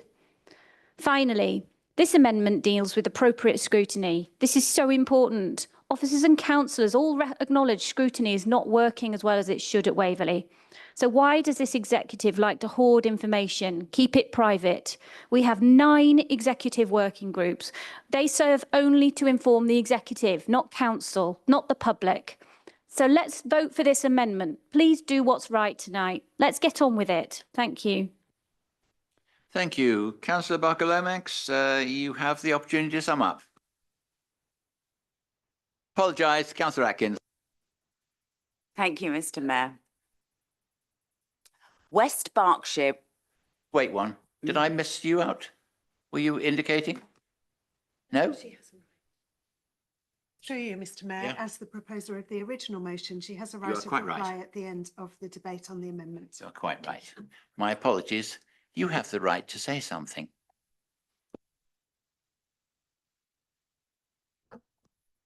Thank you, Mr. Mayor. I think there's much is being said about the working group and the fact that it's an executive working group. I'm quite happy for this to be for minutes to be published from this group. The reason for an executive working group is to do exactly what we want to avoid any delay. An executive working group doesn't have to get involved in the report process per se that we are carrying through for the report that will come to executive, will come to ONS and then to executive. The working group that I'm looking at is working around the outside and doesn't need to be part of that formal structure. So there needs to be no delays at all. We can meet as many times as we need to meet, and I'm quite happy for those minutes to be published. And I think it's really important. This has been an option for ONS. I'm only aware of this since December when Mr. Daly first contacted me. and then meeting him in the January. But this has been an option for ONS all this time for a task and finish group. In fact, task and finish groups were a huge amount of scrutiny work previously, and this has not been put on the table. And due to the public interest, I have put it on the table. I have grasped it. I want this to be shed light, as I said within my original speech. I want to look back to see what happened and to see what lessons we can learn moving forward. And I believe it is a very important thing to do. And I don't think it needs to delay any of the other process around the discretionary review or anything like that. It can sit outside, and as I said, the minutes can be published. I think if you looking at the governance arrangements has been mentioned and reviewing, I think there's getting confused. The governance arrangements are around the SIL spend, and we do review those. If you look back in the minutes, the last minutes of April, the report to council, it specifically says that there had been a review to the process for the strategic SIL expenditure. We do review the governance process every year. The governance, which is the SIL spending, we don't review the SIL charging structure. That is a completely separate issue.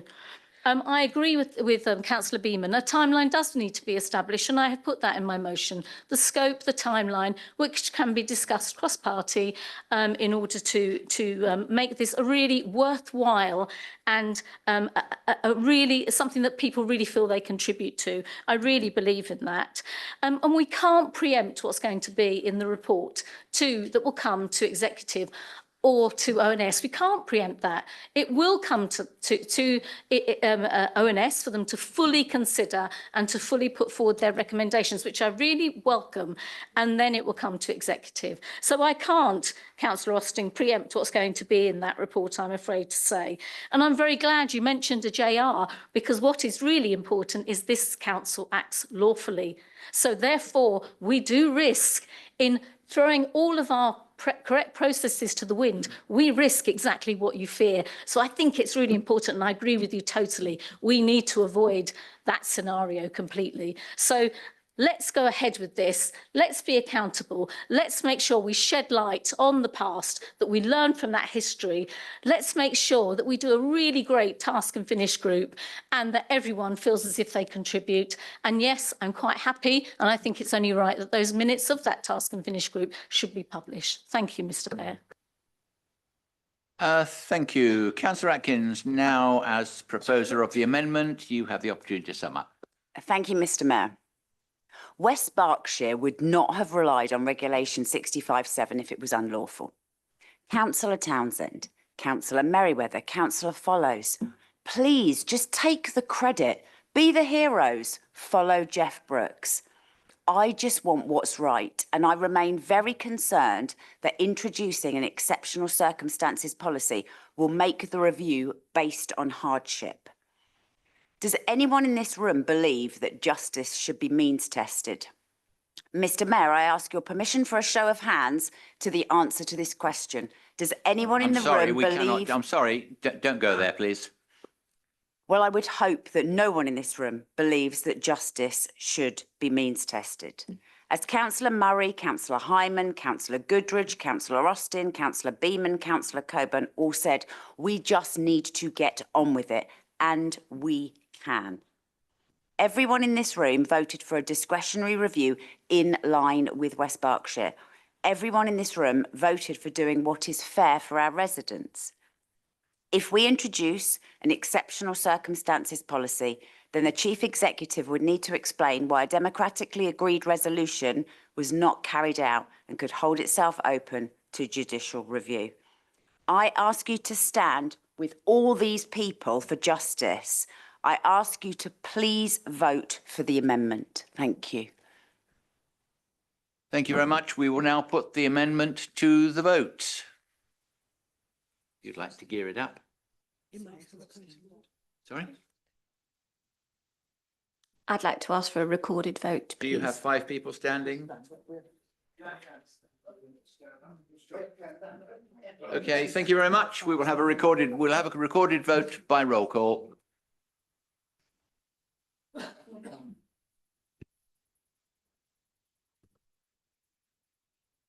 Councillor Atkins, 4. Councillor Austin. 4. Councillor Barker Lomax. 4. Councillor Beeman. 4. Councillor Busby. Against. Councillor Cavalieri. Against. Councillor Clark. Abstain. Councillor Coburn. 4. Councillor Davidson. Abstain. Councillor Denis. 4. Councillor Earwaker. Abstain. Councillor Fairclough. Against. Councillor Follows. Against. Councillor Gale. 4. Councillor Goodridge. 4. Councillor Higgins. Abstain. Councillor Hyman. 4. Councillor Keane. Against. Councillor Lawton. 4. Councillor MacLeod. Abstain. Councillor Martin. 4. Councillor Merriweather. Against. Councillor Mirrlees. Councillor Morrison. Against. Councillor Murray. 4. Councillor Nicholson. Councillor Penny Rivers. Against. Councillor Paul Rivers. Against. Councillor Rubini. Against. Councillor Spence. Against. Councillor Staunton. Councillor Steiger. Councillor Sullivan. 4. Councillor Liz Townsend. Against. Councillor Philip Townsend. Councillor Ward. Against. Councillor Weldon. Against. Councillor White. Against. Councillor Williams. Against. Thank you. I'll just check the vote.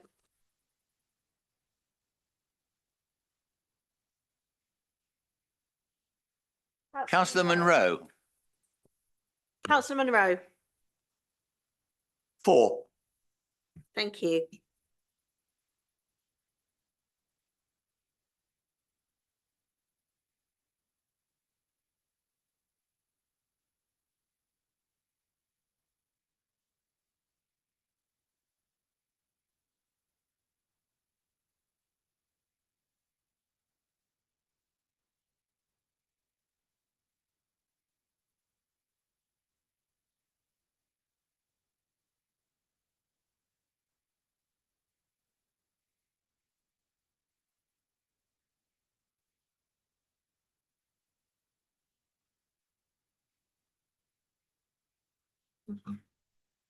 The voting is 14 votes in favour, 20 votes against, and 5 abstentions. The amendment is therefore lost, and we move to consider the substantive motion.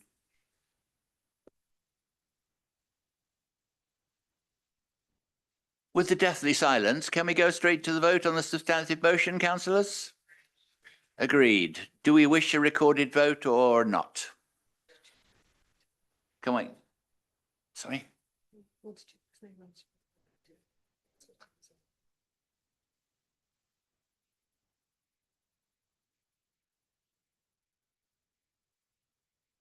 Councillor Townsend, I understand you have a quick right of reply, should you, well, quite a reply, should you so wish.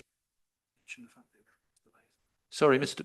Mayor. Yeah, I would just say that, you know, to members, I'm very, very keen for the discretionary review and the work that the ONS to do. I'm very, very keen for that to go forward. I don't want that to experience any delay whatsoever. Having the executive working group will allow us to be agile and to work quickly. And I really believe, and a cross-party group of all the parties here will be part of that. And I really believe that will make sure that we are agile, we act quickly, and that we won't have any delays built in. And I just want to assure you that that is the case, and that is some of the reasoning behind my proposal. And I do hope that everyone will enter into the spirit, if it gets passed, of the working group in exactly that way, to really make a difference, to where accountability is due, that there is accountability, and that we we work together to find out what happened, where we've got to, and learn from that experience moving forward. And I think the really important that the ONS carry on with the formal process, which looks at many of the topics that and all that was covered in your amendment will be covered by the ONS committee. I know that to be the case. So I think it's really important that we take this in the spirit it's meant and work together moving forward. Thank you. Thank you, Mr. Mayor. Did you have a point of order, Councillor Hyman? Well, only in as much as that you did grant me the right to speak to the substantive motion. I passed it over, and I would certainly like the monitoring officer, if no member will answer the question that I asked a long time ago. We've gone around in circles again for another half hour. What's the problem with 65(7)? If someone can please tell us where is the problem with the legal advice from Douglas Edwards KC, so that we know what the problem is and what is stopping us from simply doing as we're being asked by the people that we're supposedly serving. And I want an answer to that question, please, by the monitoring officer, preferably. All right. Thank you. Through you, Mr. Mayor, just to say that we're in the middle of a debate for councillors to debate the motion that is before you, the substantive motion that we've reverted to. It's not giving legal advice on that point isn't relevant to the motion before you now. There will, of course, be legal advice needed in due course when the matters come before the Executive and the ONS committee. Thank you. I heard one voice for a recorded vote. I didn't hear any more. Okay, we will have a roll call.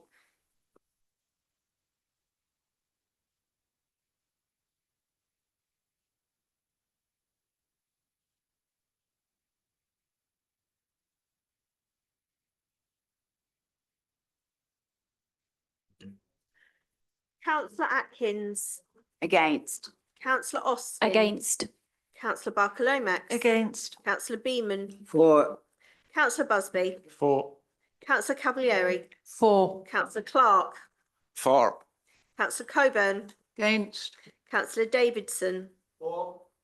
Councillor Denis. Councillor Earwaker. For. Councillor Fairclough.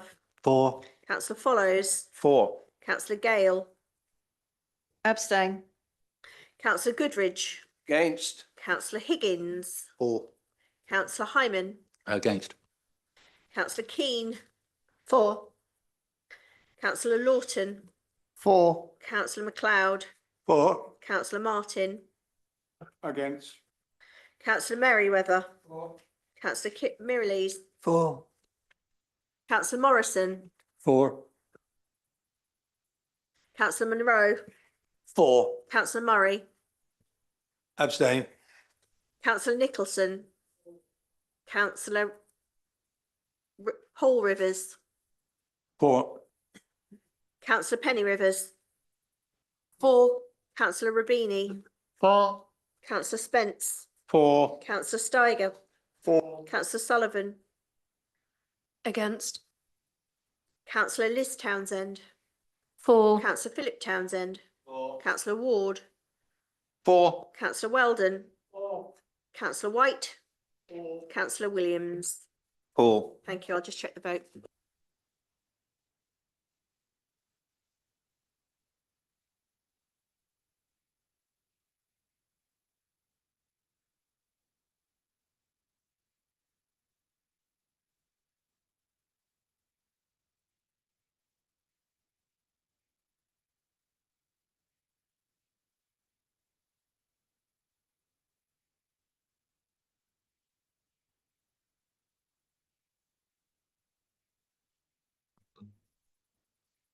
It is 28 votes for, 9 against and 2 abstentions. The motion is therefore carried. We now move on to item 7, financial monitoring. Before I ask the mover of the motion to actually move it, do any councillors have questions regarding clarity of the motion? In other words, is there anything that you totally fail to understand? Page number?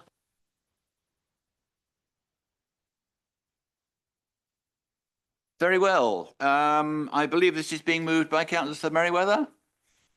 Thank you. Yes, Mr. Mayor, and I have a seconder. And I hope you have a seconder. Yeah, Please so to do I. second, Mr. Mayor. Thank you very much. Thank you, Mr. Mayor. So this report covers the cumulative third quarter, April to December of the last fiscal year, 24-25.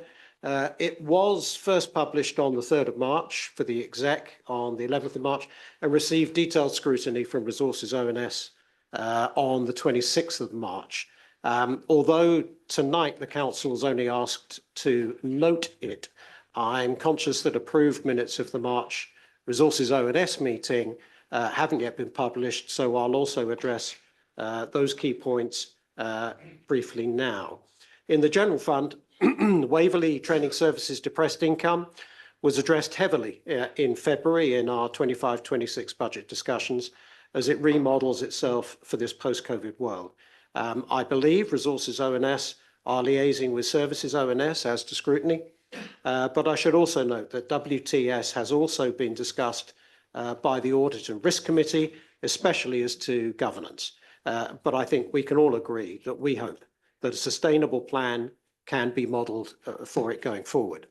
Still in the general fund, planning fee income and cost pressures were also acknowledged with a downgrade in our 25-26 budget, and we'll be working hard to do whatever we can with the new NPPF flexibility to improve on our cost recovery. Those financial cost pressures are worse because of both non-financial resource issues, as we still have to rely on agency staff in a difficult labour market for the recruitment of permanent, suitably skilled officers, and also the cost of defending appeals. Again, this is a matter being scrutinised by Resources ONS and also the Audit and Risk Committee.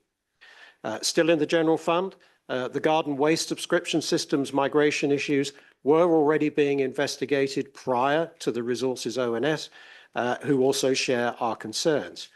While we'll look to recover or mitigate whatever we can in terms of any income shortfall, that will be from our contractor and not from our former subscribers.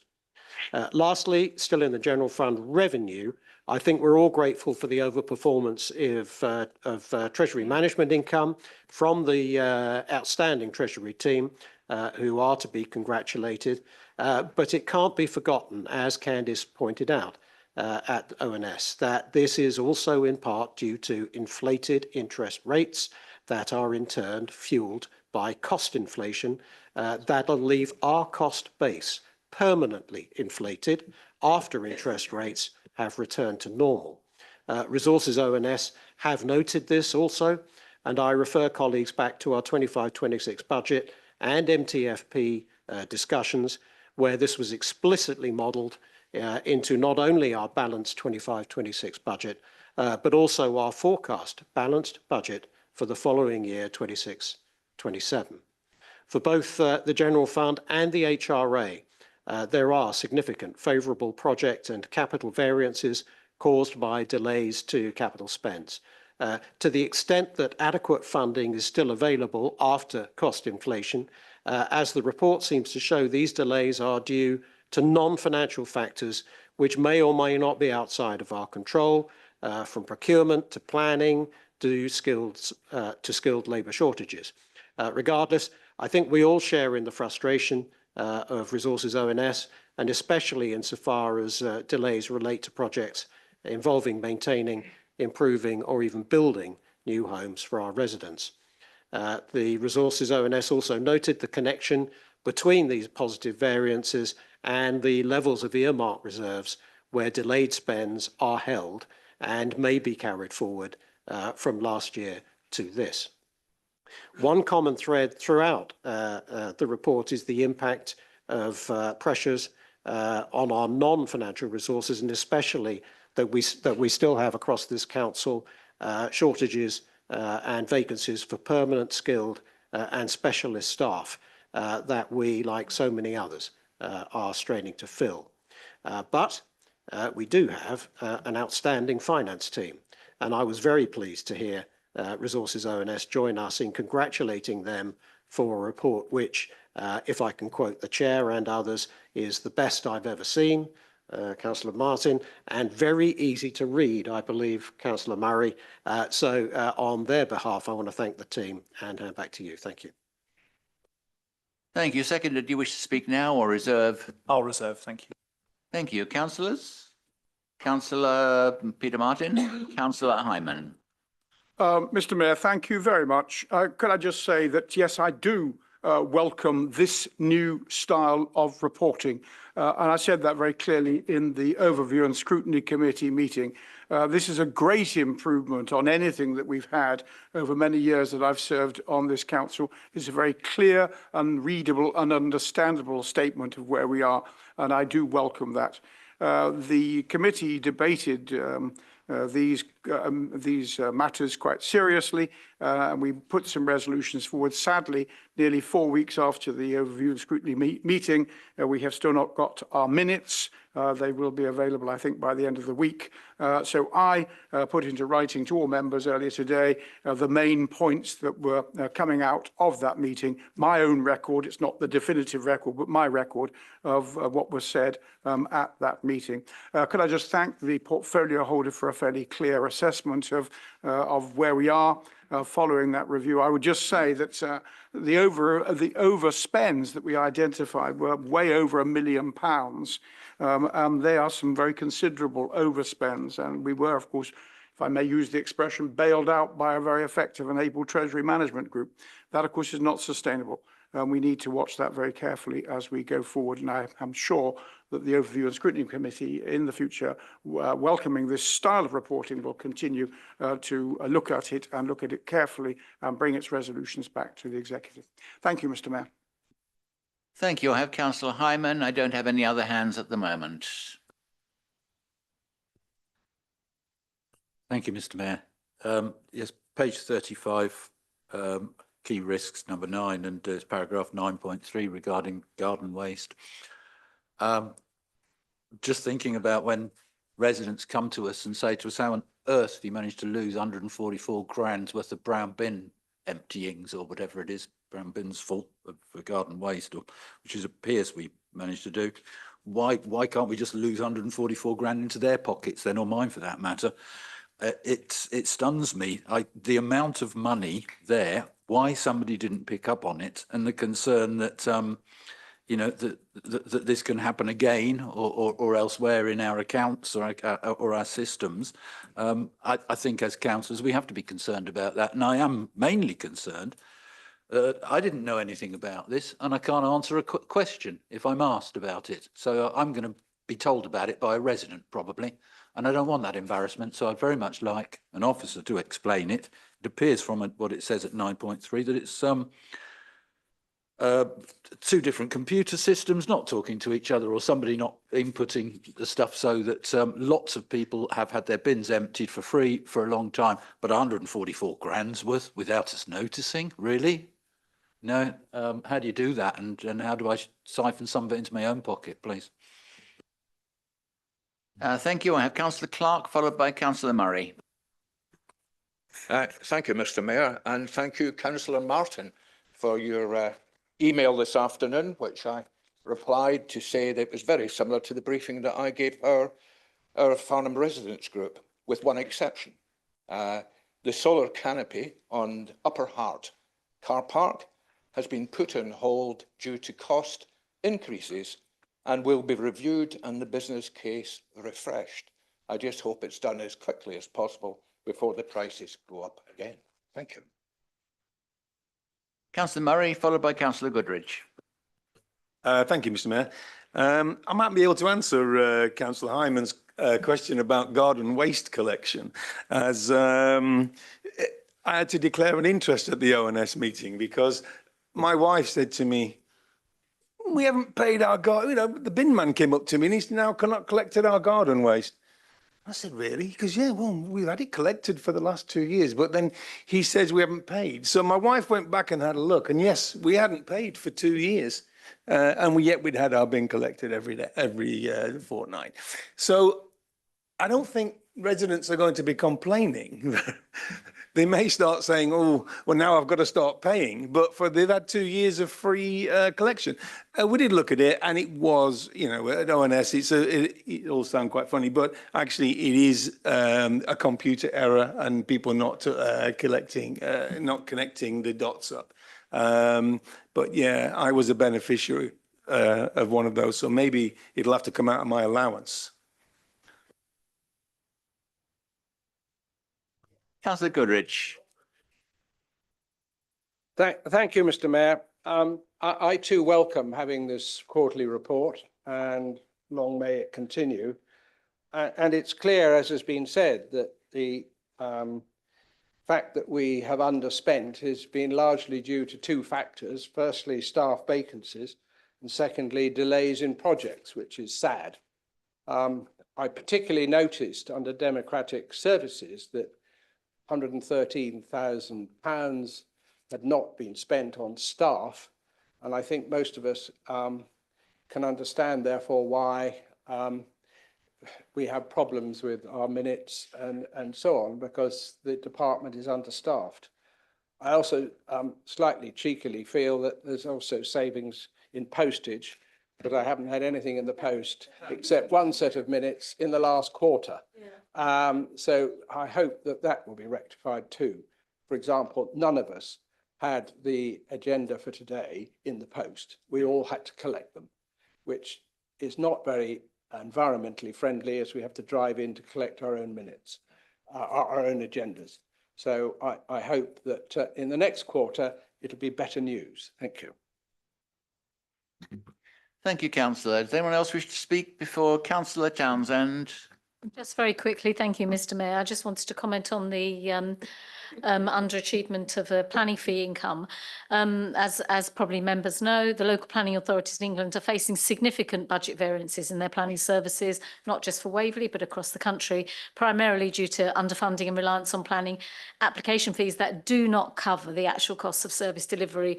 And I'm very much looking forward to the Planning and Infrastructure Bill, which is moving forward from the committee stage and hopefully will be introduced later this year. And this will enable local planning authorities to set their planning fees locally, and hopefully the government won't cap us and be able to recover their costs, which will be an extremely positive step forward.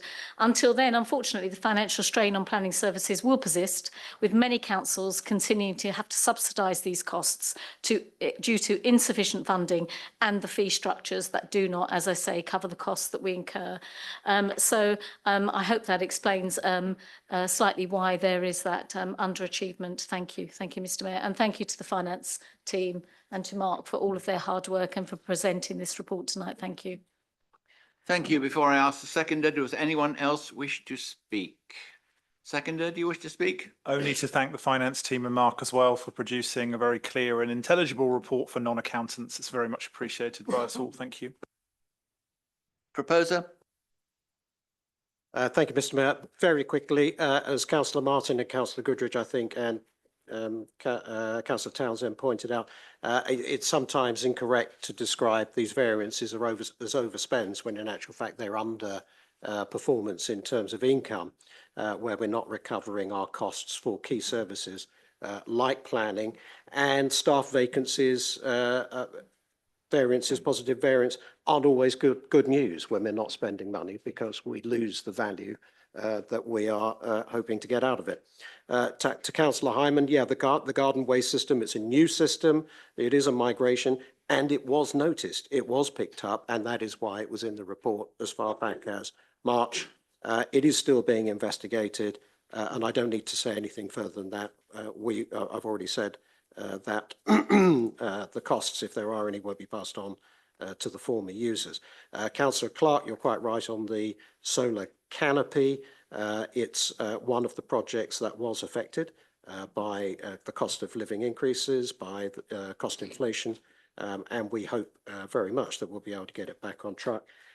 And Councillor Murray, if that was an offer, I think it's accepted. If it's, and I'm going to leave it there. Thank you very much.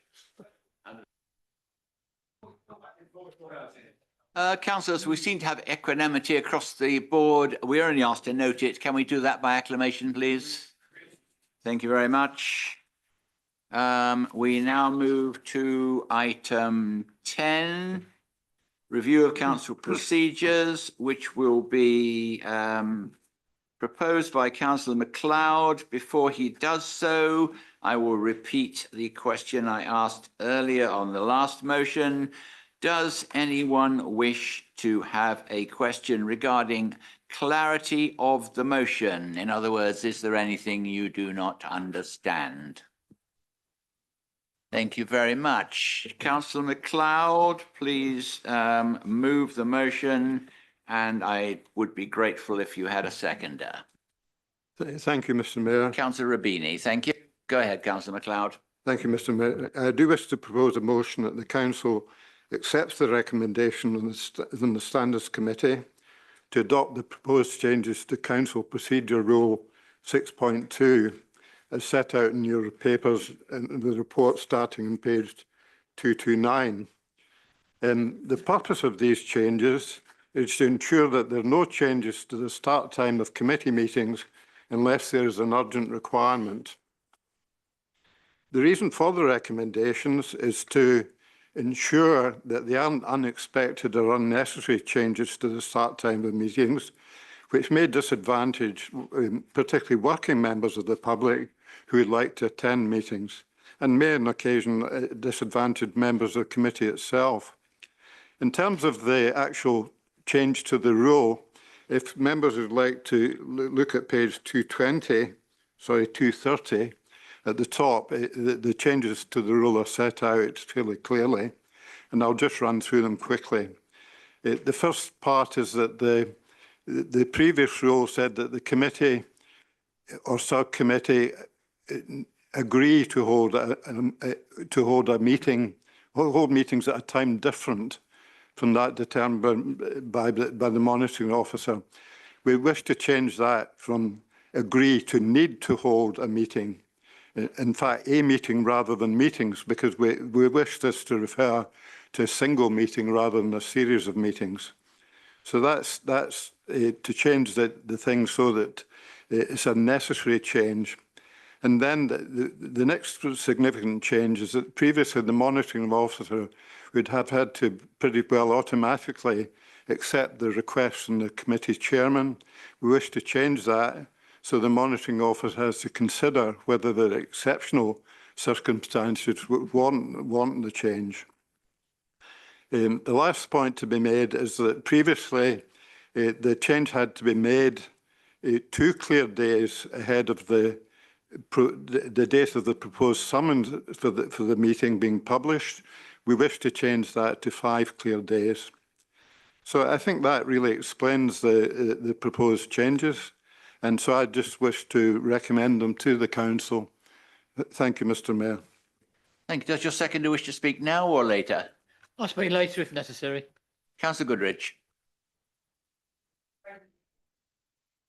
Member of the Joint Constitution Committee and also a member of the Standards Committee, I welcome this change because it emphasises the respect that we should be giving to both councillors and the public for giving them proper notice of whether there's going to be a change. And I hope that in the future we might be looking at similar respect and timings for both briefing meetings and also for review meetings. The Joint Constitution Review Group doesn't change its timetable, but you get the papers either the day before or 2 or 3 days before, which I don't think gives respect to councillors on the committee, that they have adequate time to consider fairly lengthy papers, which again are not posted to you. You've got to collect them either from Guildford or Waverley, which is not respectful either. So I hope we can look at the rules in the future so far as timings for telling councillors about review groups and also briefing meetings. Thank you, Mr. Mayor. Thank you. Councillor Austin. Thank you. Just to elaborate on what Councillor Goodrich has just said, I mean, I think we're all happy to approve this. It's been through standards and I respect their view. But Look, I'm a working mum. I was given notice of the councillor briefing session that was due to happen at 6 p.m. tonight on Good Friday morning. That's one clear working day before the session itself was due to happen. And I'm sorry, that shows no respect whatsoever to my position. And I just think it's completely unreasonable. I really do. It doesn't meet any test of reasonableness, that. And so I don't think officers should be sending emails to councillors on Good Friday either. So I just want to ask that this is dealt with, actually. I recognise that a committee meeting is different from an informal councillor briefing session. I quite understand you're upsetting, but and I think it's been expressed elsewhere, but could you sort of move towards the motion? Well, I'm not moving it, I'm just responding to it, but... Could you respond to it then? Well, I am. I'm saying that 10 working days here is deemed as reasonable for a committee meeting by the Standards Committee. I'm happy to agree that that is reasonable. And so I would ask that proportionally, I don't expect 10 days for a council briefing session, but I think it's relevant. Thank you. Anyone else wish to speak before I invite the seconder? Councillor Gale, followed by Councillor Clark.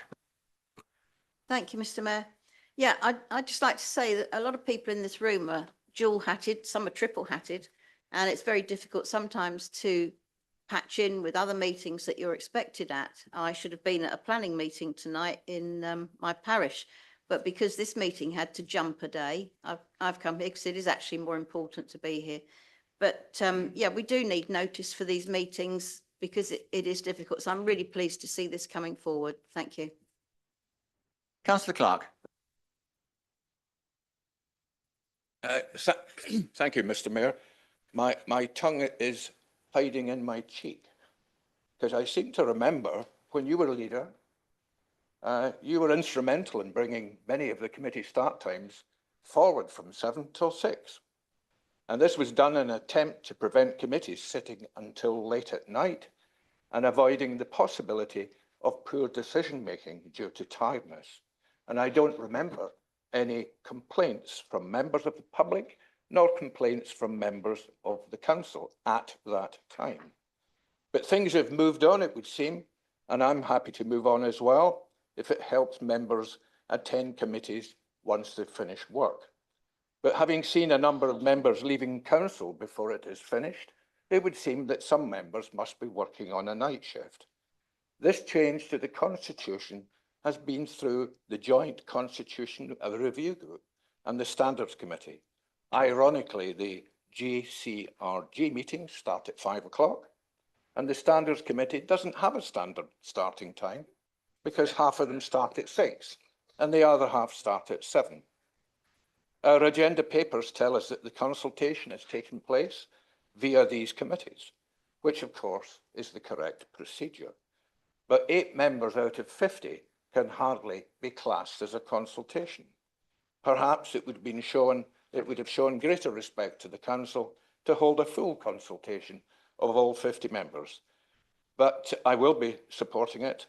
But Mr. Mayor, all in all, it's just another brick in the wall. Thank you. Thank you, Councillor Clark, for that beautiful historical lecture. I think it's well known that I support starting at 6 o'clock, so I shall probably abstain on this motion. Councillor Follows. Thank you, Mr. Mayor. By the way, I sympathise with the movement of the meeting. Exactly 12 hours ago, I left the central Polish city of Poznan, where I was this morning, as I had to move a number of things in order to be here, and that was a bit of a pain. So I do sympathise with that, and I will be asking officers if we can have a bit more of a structured approach, both to briefing timings and informal meetings. I would just, of course, draw the distinction between informal meetings and committees. Committees do, of course, have to be run slightly more structurally and have got legal and regulatory requirements around them. I will just comment on the 6 versus 7 thing. I mean, I'm one of the reasons that things have moved to 7. It's very difficult to accommodate everybody, but we have got a high proportion of councillors who have children, grandchildren and work day jobs at the moment, and the intention was to attempt to accommodate more of those councillors in this current incarnation of the council. I appreciate that has consequences on the other end of the spectrum, but there is literally no way to deal with everybody on this. And so it is a judgment call in this case from me. I do want to just say, though, I support the changes that are being proposed here. The Standards Committee debated it, as did the Joint Constitutions Review Group. Thankfully, it didn't take as long as the last Joint Constitutions Review Group at 3¼ hours for those that love that sort of thing. Yeah, very much support this, Mr. Mayor. Thank you. No other hands? Would the mover like to sum up? I have nothing to add. We've had a good debate, and I just wish. Councillor Rubini, did I let you speak? You did ask me to originally if I'd like to speak. So yes, I'll just say that I agree with everything that's been said here. I thoroughly agree with the fixing of dates and times. I too, as you know, are a triple hatter, and if I put it in my diary, I know where it is, rather than keep moving things around all the time. So I agree completely. We need this to be, and of course for the public, who may well not get the notice that we do of changes. So at least if they put it in their diary, they know when it's going to be. Thank you. Councillor MacLeod. Thank you, Mr. Mayor. I have nothing to add, really. Just ask you to ask the council to approve the recommendations. Thank you. Shall we just test the electronic voting system? Could you vote as soon as your lights flash?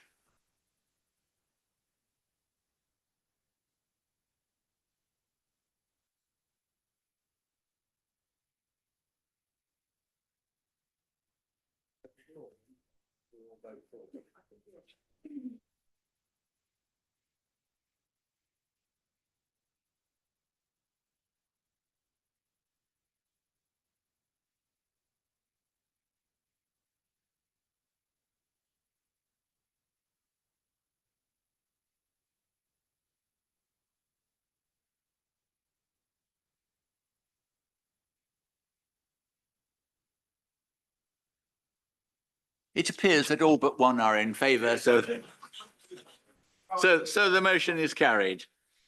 We will then move to agenda item 11, which is again in the hands of Councillor MacLeod. And I will again ask if any councillor wishes to ask for any clarity of the motion and anything they do not understand.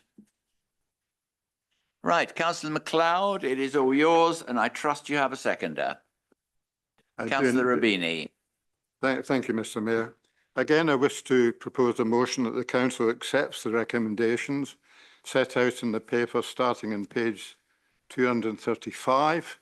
In this case, in relation to the council's interest in companies, charities and trusts, and the review of governance arrangements in relation to that. This is a much bigger issue than the previous one. A great deal of work has gone into this by officers and involves changes to the constitutional parts of the Constitution, which are set out in Appendix A and B, a track copy and a clean copy. And you'll see a great deal of work has gone into this. In terms of the recommendations, they are set out in page 236.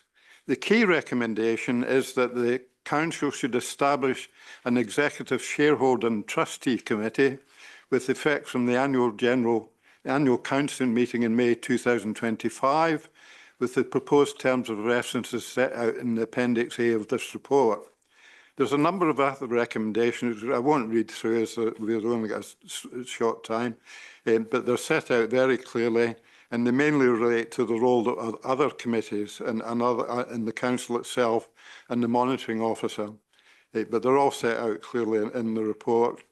The only other thing I wish to add is that Councillor Spence, actually, who's the chairman of the Audit Committee, has suggested a very minor amendment, which is set out in page 360, or amending something in page 360, paragraph 4.14, just changing two words, actually. The current statement says to agree the internal audit plan with the council's wholly or partly owned companies. Councillor Spence wishes to change just two words to say to note the internal audit plans of the council's wholly owned companies.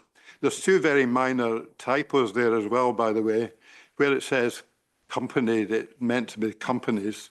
It should be an S rather than a D, and it should be say plans rather than plan.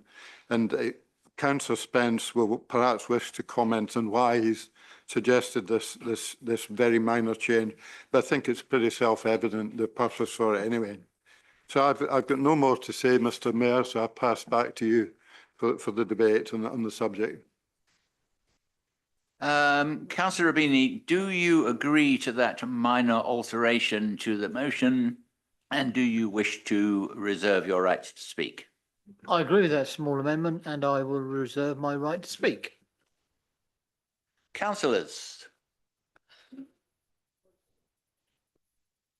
Point of information, what page number? Because I only go up to 340 something, and you were mentioned page 360, unless I misheard.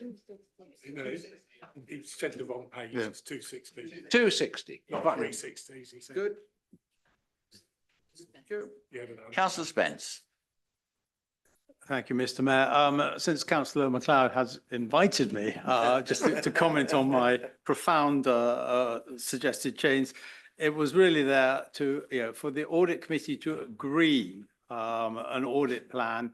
I felt it would have to be the charity or a company would have to be 100% owned by the council, and it would have to be written into their charitable papers or trust articles, and therefore giving them some leeway. We will note their plans, but we will also review their plans. Thank you.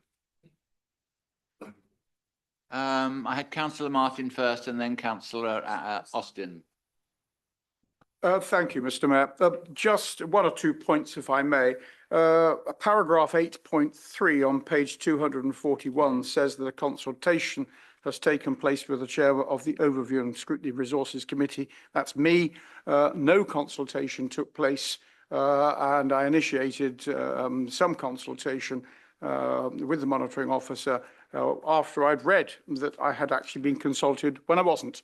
So I would appreciate in future if we could ensure that if it says consultations have taken place, that they actually have. I think that was poor practice. I had 1 or 2 questions, Mr. Mayor. I'm just a little surprised that after 50 years of operating in the way that we have, and with only 24 months of this council to go, we're changing things around. Well, I really question whether we need to do that. But I have to say that I think that the way in which this is proposed now is a better way of dealing with the charities that we have to deal with. The 2 that I'm aware of are the Ewart Bequest Trust in Farnham, I think, and the Shottermill Recreational Ground Trust, where we have full council meetings. And frankly, it's a little farcical in the way we have to deal with them, because nobody knows about it. They just nod their heads and it goes through, and no review is taken place. So I'm perfectly happy for a new structure and a better structure in the way that's outlined to deal with those. My question was then, are there any other trusts that I'm not aware of that will be subject to this? And no such list can be produced. So I would like to know what other trusts, if any, or what other companies fall into this. I suggested that the overpayment of council tax trust may fall into this, and it seems that it would, but I would like to know what other trusts are involved. The only other thing is that I'm pleased to see that the Overview and Scrutiny Committee is involved in a more meaningful way. So I think taken as a whole, I really question the need for this right now. But we've got it in front of us, and I'm happy to accept, and I'll be voting to say yes. Thank you. Thank you. I have Councillor Austin, followed by Councillor Follows. Councillor Martin's covered everything I was going to say. Has he covered everything you wanted to say, Leader? Nearly. Just to say, I believe it will encompass the voluntary contribution scheme, the Band H scheme. And one of the reasons that I've been keen on this coming forward is so that we have got proper governance arrangements set up to handle that particular trust. However, in doing so, I think I go back to something I think I probably said when I first got elected leader, just because something's the way we've done it for, in this case, 50 years, doesn't necessarily mean it's right. And I think in this case, we've had very clear legal advice that it's not right what we've been doing. And I think the point you've raised about the rather perfunctory way we all go about the Ewart Bequest and Shottermill trust operations tacked on to the end of often a long full council is very clear justification why we probably need to stop doing that. There'll be a number of times probably in the next year or so that I say this. because of the way that the LGR process is working, I really don't think Waverley should just stop all business and not do anything. And certainly that's the case when we've had legal advice saying that something needs to be dealt with. So I hope all members will support this. And I think the request from Councillor Martin in regards to any other trusts or charities that this may or may not cover is a very reasonable one. And I would support that request as well. Councillor Hyman. Yes, thank you. A few years ago, 3 or 4 years ago, I had reason to check out some trusts and found that there was in fact a Langham's Trust up on the Ridgeway in Farnham to do with the Langham's Recreation Ground, which had been left by Langham's to the people and it had been inherited by Waverley. And the council knew absolutely nothing about it. And I'm just wondering whether, do we know what trusts, what land do we know it all, and are we confident we know all of them, or do you want us to sort of give you ideas? I don't know. Is it sort of voluntary or what? But no, but honestly, there was the finance department knew absolutely nothing about it, and nothing became of it when I asked questions of it. But I did give the reference numbers and the registered number of the trust and that sort of thing. I can't remember how I found it, so I can't be any help in finding any others.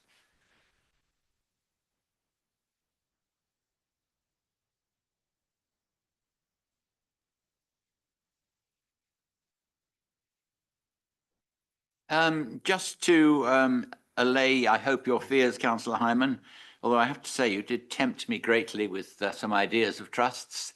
That is what the officers will be researching, and they will be bringing back a report to executive probably first. But if anybody knows of a little trust around Waverley, please let us know. Okay, Councillor Murray, followed by Councillor Beeman. Thank you, Mr. Mayor. I suppose the only downside in this is that people who are not as frequent at council won't be able to add to their tally at the end of the year by attending 2 meetings. Councillor Beeman. Yeah, thank you very much. I fully support this because, in fact, you're quite right. I mean, in the Hewitt Trust charity or whatever, as trustees. In fact, at the last meeting, it was a long meeting and we prolonged it, but I did have a number of questions which I did put in writing to Candice, and I'm still waiting a reply. So perhaps I might speed it up a bit. Councillor Clark. Thank you, Mr. Mayor. I think this is an excellent vehicle. If any rich benefactors were to come along,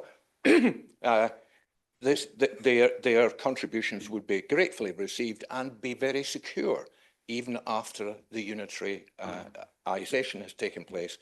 And what I'm thinking of course, is Councillor Murray. This would be a very good vehicle for you to pay your garden waste, and your bank details will be welcome. Anyone else before I ask the seconder if you'd like to speak?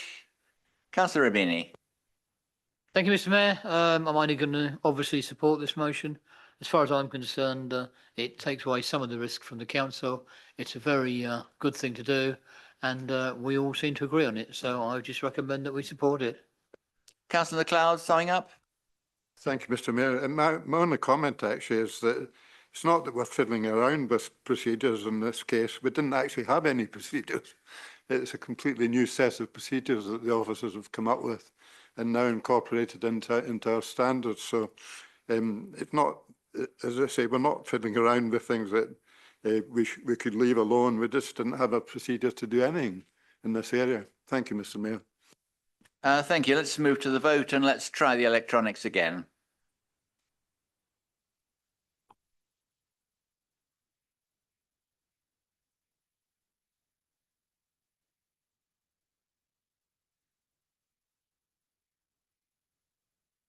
Thank you, councillors. That is unanimous. We now move to the tricky, would you believe it, part of the meeting. There is a lot of pink paper in your tomes that you have all busily collected from Waverley. I would like to see if we can proceed without going into exempt, particularly maybe on the first one, which doesn't have quite so much pink paper to it. But if anyone really thinks they need to refer to pink paper, then we'll have to go into exempt. So for the moment, we will stay out of exempt. And if things start getting necessary, I will ask council to go into exempt. So this, I gather, is going to be moved by Councillor Paul Rivers. And just to put him on the spot, are there any questions regarding the clarity of this motion from any of the councillors? Fine. Councillor Rivers, go ahead. And I assume you have a seconder. Thank you, Mr. Mayor. I do indeed. I was just, if I may, suggest that in item 9 on the agenda, there is a piece of pink paper missing from that was put out, but we have it ready to be distributed. Should you wish to call for a brief adjournment prior to these two items, then that item could be pushed around.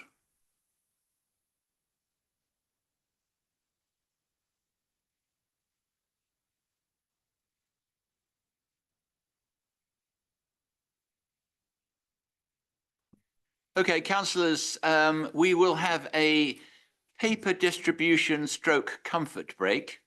Read that as you will. For 7 minutes.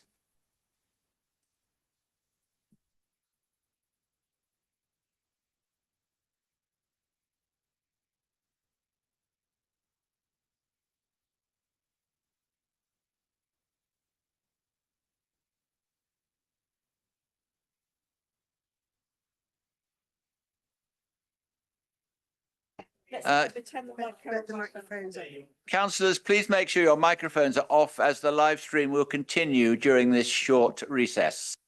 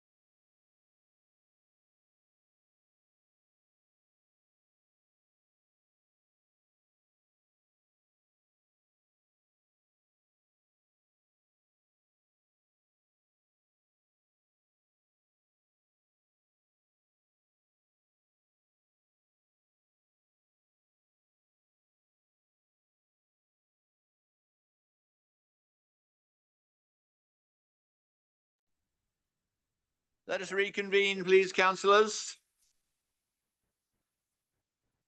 We are now on item 8, as I was starting to say earlier, housing delivery. I understand it will be proposed by Paul Rivers. I think the leader was agreeing to second it, and I don't remember anybody having any queries about clarity. So, Councillor Rivers, would you like to propose that move the motion? Thank you very much, Mr. Mayor, and I hope I can pick up any issues that people think is not a problem as we go. Let me give a little history on the Housing Delivery Local Authority Housing Fund to put it into context. This Local Authority Housing Fund is a 1.2 billion government capital fund that supports local authorities in England, like ourselves, to obtain housing for those who are unable to find settled accommodation on specific resettlement schemes. Now, there are 3 rounds to that.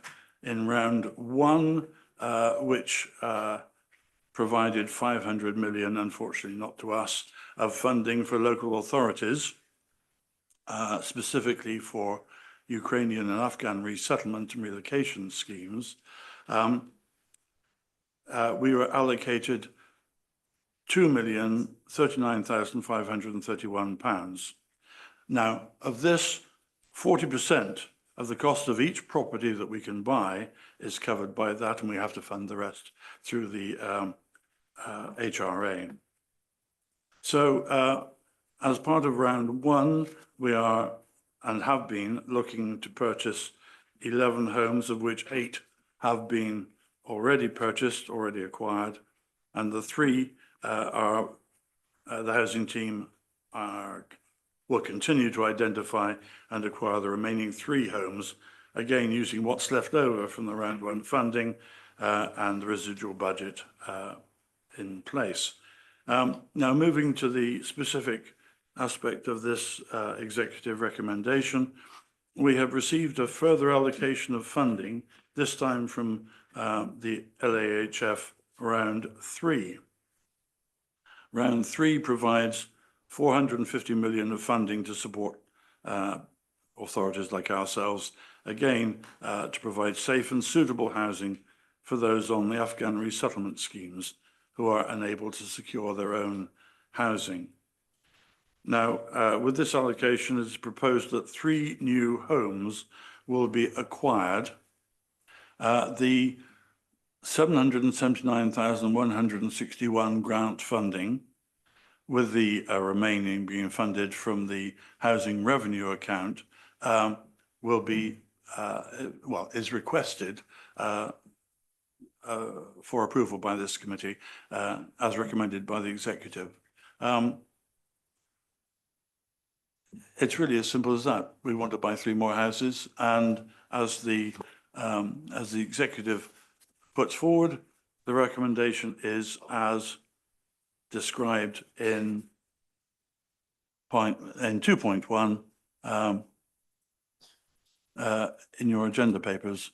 The executive recommends that the council approve a budget of 1,259,500 to be added to the capital programme, which I've just mentioned from round 3, which was 779,161, and the balance being funded from the housing revenue account.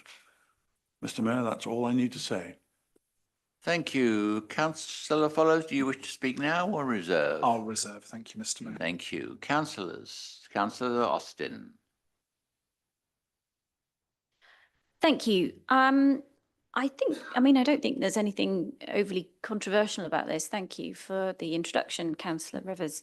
I suppose my one issue really is with the report and the way it's written, because it's like a little magical mystery tour where you have to find the clues. 5.1 says the purpose of the report is to update the council on the homes acquired and the spend against the AHF round 1 funding allocation to date. Where is the update? Had a little look around and I worked it out eventually. 7.2 says Waverley Borough Council was allocated this 2.039 million to deliver 11 homes. 13.5 says 2.188,618,000, so that's different, remaining from the LAHF round one scheme. So how much was used in total in the round one scheme? It's not clear. It says here, the aim is to deliver the remaining 3 homes. Oh, there's another clue. Does that mean 8 homes were delivered? 18.1 in the conclusion says 10 homes in round one, 8 homes delivered and 1 + 3 to be acquired. I'm utterly lost. So I'm sure, so what, what's the detail of them? How much did they cost? Are they allocated to the people they should have been allocated to? How much did Waverley contribute in the end? The report's silent on that. So, I mean, I'd like the actual update. 5.2, obtain approval. That bit's a bit more straightforward, and I think it's reasonable. Waverley would contribute to that. And so even given the unclear report, I'll trust officers know what they mean, and I will support it. But please, sorry, it's my usual moan about the reports. I finally just wanted to talk about exempt Annex 2 in general terms, which is benchmarking. I just wanted to say how great that really is to see that. That was a very useful document. And if I look at some of the documents we were receiving 18 months ago and I compare it with this is really useful data, and it's excellent to benchmark evidence gathering. You can see has been undertaken, and it throws up some really interesting results. So that's a big plus from me. Please, can we get an answer on 5.1? Thank you. Thank you. I have Councillor Clark, followed by Councillor Hyman. Thank you, Mr. Mayor. I think this is a no-brainer.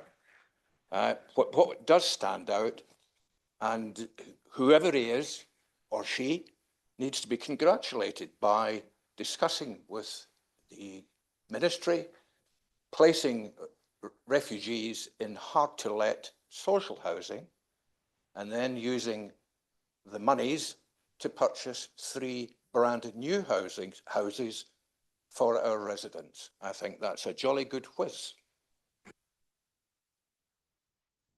Councillor Hammond. Thank you. Yes, I have some sympathy for those who find it very difficult to work out what we've used of round one. How come that was meant to have been used up by 2022, April 2022, I think it was, and then the government extended the deadline. And they seem to have extended that deadline forever, so that doesn't run out till next year, even though it was meant to run out 3 years ago, something like that. We're at the same time now being told that round 3, because we didn't get anything for round 2, but the round 3 we got a load of money out of, and we're now being told we've got to use that up by next April. So and we're not going to have time to go and buy them on the open market in that time. That's what these documents are telling us, this and the next item. Therefore, what we've got to do is use 3 that we've got that are hard to let in Godalming and Farnham, it tells us, and replace those with new homes. Well, that might be the best thing to do, but quite honestly, don't believe these deadlines because they've changed completely. So we shouldn't be acting as though we've got a gun to our head and making our decisions on that basis. We've got some problems with these. If you check out the assumptions being used on the borrowing, that sort of thing, the interest rates, for instance, we're working on a basis of 4% for the first couple of years that we're assuming, and then 2% for the next 58 years. And we all know the 58 years is crystal ball gazing. But if you actually go to the pink pages and look at what the consultants are telling us, they're saying no, 3.5% we should be assuming for the next 40 years. So we've got self-contradictory documents here. We're working on 2 different sets of numbers which are contradictory. I don't think that's clever, and we really ought to be doing proper scrutiny on this, I think, to make sure we're doing the right thing. But when we're getting the government to give us a hell of a load of money towards things that we're going to keep, or become ours in the end, perhaps we just overlook it and say we've got to do it anyway. It's part of the scheme, and maybe that's just something where we just have to let it go.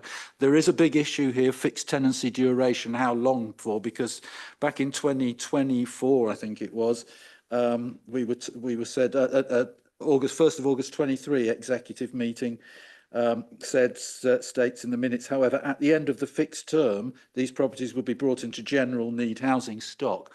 And nothing in here gives us any idea of what that fixed term is. And in fact, you know, there's nothing solid here, and it needs to be in there, and we need to know. Also, right to buy, because the consultants in the pink papers say that you know, normally they won't, a right to buy won't apply to buying new homes on the market. We appear to be saying the opposite. Our officers appear to be telling us the opposite here, which worries me, because, you know, if we're going to buy new houses and they got a right to buy, hey, maybe that doesn't matter either, because they're tightening up on right to buy, so there's discounts hardly worth having. But I don't know. We shouldn't have self-contradictory papers, though. That's what I'm saying. There's an awful lot in here, an awful lot of good information, which none of us are ever going to be able to retain, but it's there, it's handy to refer to.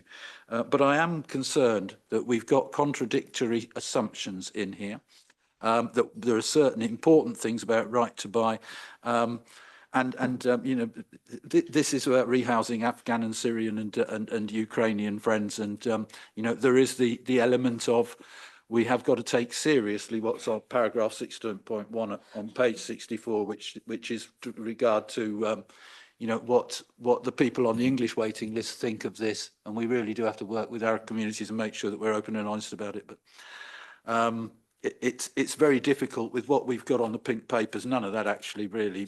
It should be pink as far as I'm concerned. It's just estate agents guff. But apart from that, I'm going to support it because we're going to get housing out of it, but I'm worried about how it's being done. We need to be more careful, I think, because if people read through this and checked it through with, you know, the scrutiny we've used elsewhere, we perhaps wouldn't be blindly supporting it. Thanks. Thank you.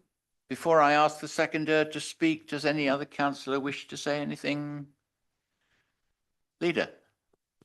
Thank you. Before I start properly, I will just say that the Mayor asked twice if you had points of clarity, and both the first two speakers were asking effectively points of clarity, which could have been answered by officers had that opportunity been taken up in the section that the Mayor highlighted. But Councillor Hyman, I do agree with you completely that the dates from the government, they move all the time. And I believe the first round of this moved largely because of issues in Afghanistan itself, also because I think of COVID. There have been, as come up with many of our own projects, delays about how quickly things can be built, the availability of building materials. The problem we have is that until the government do change it, we have to take their dates as gospel, as they absolutely do, until the moment they all move. But I'm just trying to give you the reassurance that it is absolutely my expectation that these will move, because they always do.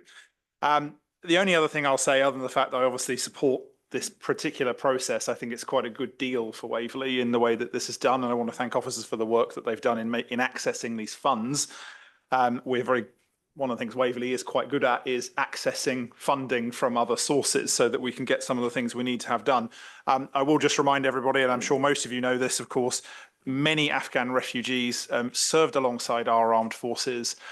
They, in doing the work that they did, often put themselves in exactly the sort of danger that meant they had to leave their country and their home behind. And I am certainly one of those people that think it is entirely reasonable under those circumstances for schemes like this to acknowledge their contribution to the UK armed forces in Afghanistan at the time and provide these sorts of accommodations. I think it's also done in a relatively good way that actually benefits Waverley housing stock in the long run as well, as obviously these assets will remain with Waverley in the long term.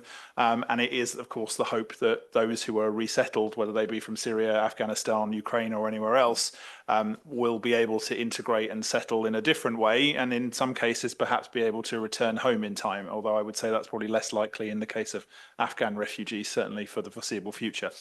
So yes, we'll absolutely support this.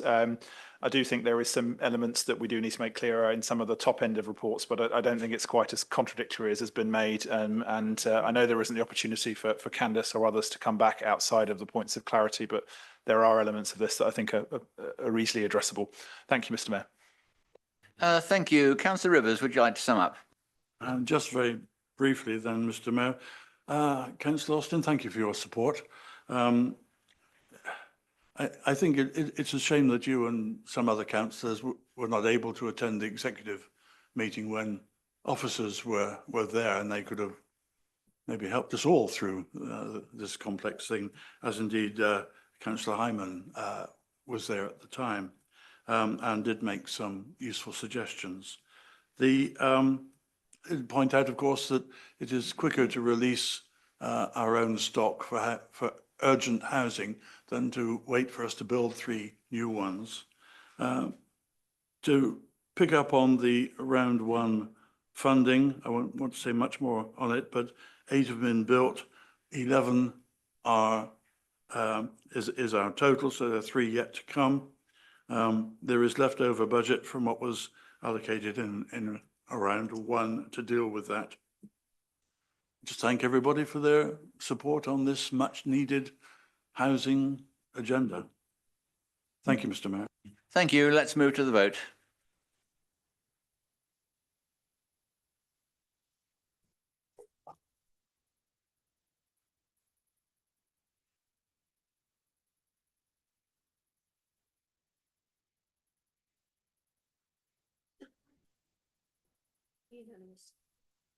Unanimous. Thank you, councillors. That is unanimous.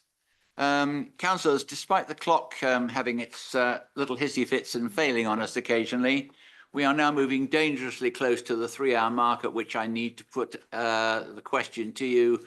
Do you wish to carry on until 10:30 when we will review the situation again? So, councillors, do you wish to continue to 10:30 or stop at 10 o'clock? 10:30? No. That would be useful. Okay, we'll go on to item 9 then, which I think is again to be proposed by Councillor Paul Rivers. I again offer councillors the opportunity to ask questions of clarity now or forever hold your peace. Okay, Councillor Rivers, it's all yours, but do you have a seconder? Please, Thank you, second, Mr. Mayor. Yes. Thank you. Councillor Follows. Okay, go ahead. So this is on affordable housing delivery. The council has an opportunity to acquire a total of 26 new homes across 3 sites in Farnham, Chiddingfold and Hindhead. And these specifically, of course, are for those in housing need. There are 19 homes in the Hawthorns, Farnham, 3 homes in Ridgely Road, Chiddingfold, and 4 homes in the Hindhead. Now, of course, delivery of decent and affordable homes is one of the corporate priorities of this council. And this report and its associated exempt annexes provide details on these opportunities. Annex 2 provides detail on how each of the acquisitions will be funded, their viability, and the total budget of 7.52 million. The business cases, as we've discussed, and the viability appraisals have been reviewed by the council's finance team and our external consultant, Haverley Consulting Limited. Haverley have also provided an independent value for money review and confirmed that the council are using robust development assumptions that are in line with the sector comparison and market levels. I just move then, Mr. Mayor, to the recommendation. The executive recommends that the council approves a total budget of 7,520,000 to fund the acquisition of 26 new affordable homes in accordance with the business cases set out in exempt annexes 1 A to C of this report. Thank you. Thank you, Councillor. Councillor Follows, do you wish to reserve or speak? I'll reserve, thank you. Thank you. Councillor Austin.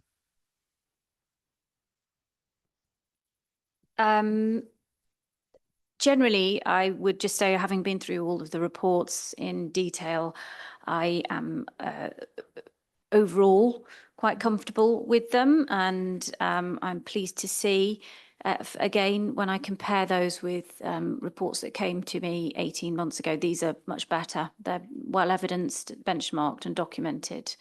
In each case, we see sufficient valuation information, evidence, and also detailed assumptions made. So that's good. But I think we need to just talk about some of the assumptions made, we see the payback period and the net revenue impact period, which are just incredibly long. They may be measured in over half centuries. I mean, if anybody can't get a development appraisal to work over that time, then there really is no hope for anybody. We have some comfort from the value for money benchmarking report, which is exempt, but I think it's worth noting, and Councillor Atkins sadly had to leave, also has pulled this together. Most public sector projects use 25 to 40 years maximum for net present value calculations, especially for housing, infrastructure and regeneration. Her Majesty's Treasury's Green Book, the UK's guide for public sector investment appraisals, typically use 30 years for housing and property-based projects. The extensive number of years that Waverley uses for net present value calculations mean that the assumptions on inflation, maintenance, rents, interest rates and usage just all become very speculative. This can artificially inflate the apparent value of a project, making something look like a good investment when it's not in practical terms. Using such long horizons might draw scrutiny from audit bodies, councillors or the public, especially if it's being used to justify marginal schemes. So most councils adopt Green Book principles for major decisions, and external auditors often refer to Green Book standards. I'm going to phrase these as statements, not questions, but I think councillors should clarify why such highly unconventional length net present values have been used in this case, and indeed in all cases we seem to see brought to council, given that standard public sector appraisals typically work over 30-year horizons. And I think we'd like to see some sensitivity analysis and what's been undertaken to test the robustness of the returns over shorter periods. For example, comparison with a 30-year NPV to give assurance the appraisal meets local government standards for value for money. I think we'd also like to ask Audit and Risk actually to assess why this unconventional length NPVs are used by Waverley when HM Treasury's Green Book provides the recognised standard for economic appraisal across the public sector, including guidance on appropriate timeframes for net present value calculations. So we'll be taking this up separately, but I think generally, given the level of detail we've been given, I think our council group will be a mixture of approving and maybe abstaining. I'll let them speak. That's kind of you. Councillor Hyman. Well, thank goodness that Councillor Austin has just saved me 4 minutes. She said exactly the same thing. If I can just refer you to page 119, members, and you'll see that the last words on there, second from last line, and this isn't, although it's on pink paper, it's also in the white paper as well, where it is. But you'll see that it is the Hawthorns, London Road, Hindhead. And that just about sums up how much you might be able to rely on this. Because, of course, Hawthorns isn't in Hindhead. It's the Hinds that certainly up in Hindhead. So they've jumbled everything up and got things wrong. And there's plenty of assumptions in there which are wrong. There's some useful stuff in here. But as Councillor Austin has said, we should actually be looking at this properly. I'm going to vote for it anyway, because I don't think we've got any choice and we want more housing. And we've got an opportunity to get it sensibly. I'm not going to vote against it. It's on a site I'd never wanted developed, but it's got houses half built at the entrance to it. They've ruined the place already, so we might as well get some social benefit out of it. And if we're going to take on Woking's debt, then hey, what's a few hundred million if we make a mistake tonight between friends? Eh? We're going to have to pay off Woking's debt anyway. Everybody's sunk, so hey, let's have a few houses, eh? Who wants one? Yeah, they can't spell Barons. They put double R in Baron, which is, you know, and or Guildford or Farnham. They can't spell either.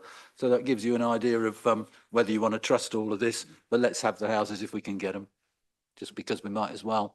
Money's free, isn't it, after all? Thank you, Councillor. I don't think Councillor Austin said any of that, but never mind. Anyone else wish to speak before I ask the seconder to speak? Councillor Spence, Councillor Clark. Thank you, Mr. Mayor. I'd like to commend the officers and the executive for this. As you said, 26 new affordable, sustainable homes is a real benefit to the borough and very much in line with our manifesto commitment. So I'm very grateful for that. And as one of the Hindhead councillors, also very grateful that we have 4 of these houses in my ward. It's tinged perhaps with a little regret that the development that these houses are on was actually for 38 houses. And that in normal circumstances would have led to 11 affordable houses being available. But at the time of the planning, there was a viability study done by the developer showing that they weren't going to make adequate profit from the number of 11.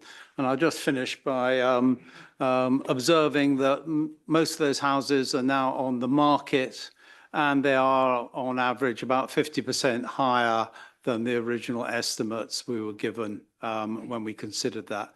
So I think viability assessments are something that I would really like us to look at carefully when they come up in the future. Thank you. Thank you. Councillor Clark. Thank you, Mr. Mayor. Just briefly, the irony is that the Hawthorns development was approved on appeal, and many local councillors were against it.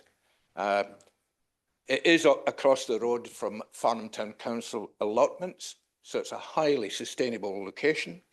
But certainly Farnham can, with 19 of these homes, I think is a great addition to the housing stock in Farnham and will do wonders for the waiting.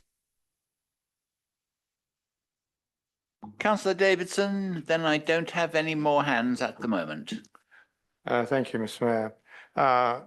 To continue on from Councillor Spence's comments about the reliability of the reassessment of SIL and social housing commitments from a fairly substantial development, I might like to just air a house in the development, 4 bedrooms allegedly, one large dining, kitchen, sitting room area on the ground floor, £950,000. And none of the bedrooms is really what one would call a double bedroom. The value of those houses is extraordinarily high. And I think a reassessment of their financial viability to the developer is very much in order. Thank you, Councillor. I think back to when I was chair of planning many, many years ago, and this regularly used to happen, that developers came in and suddenly found that something they'd spent a lot of money on was unviable anymore.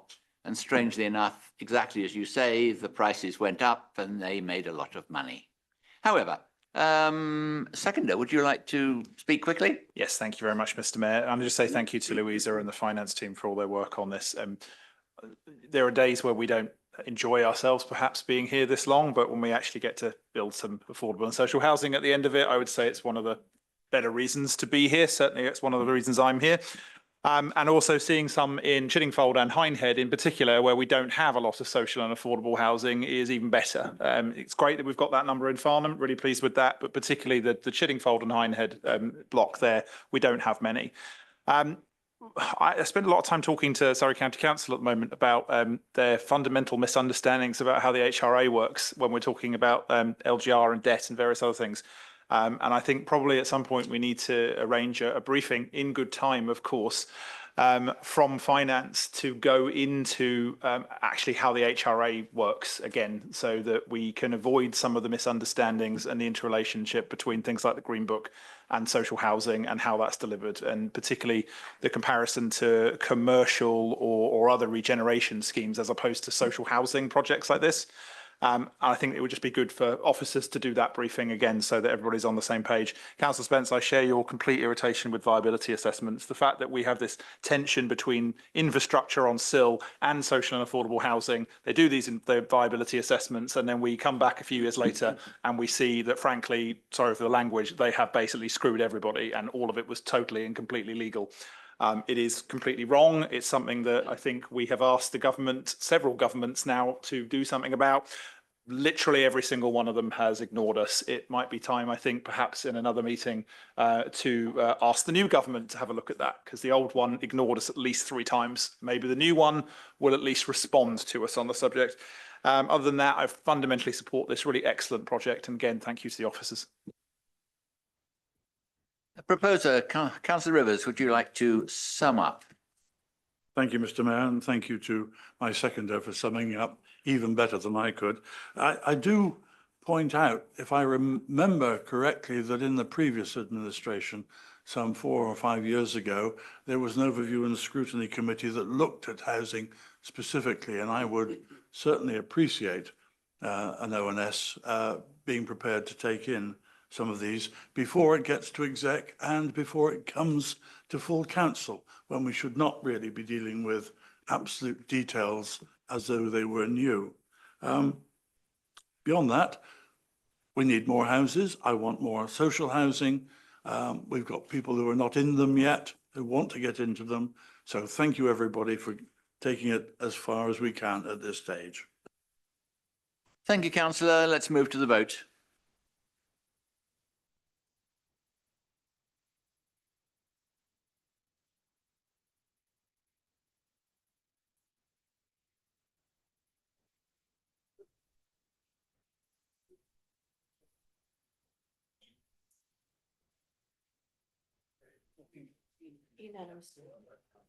Councillors, that is unanimous.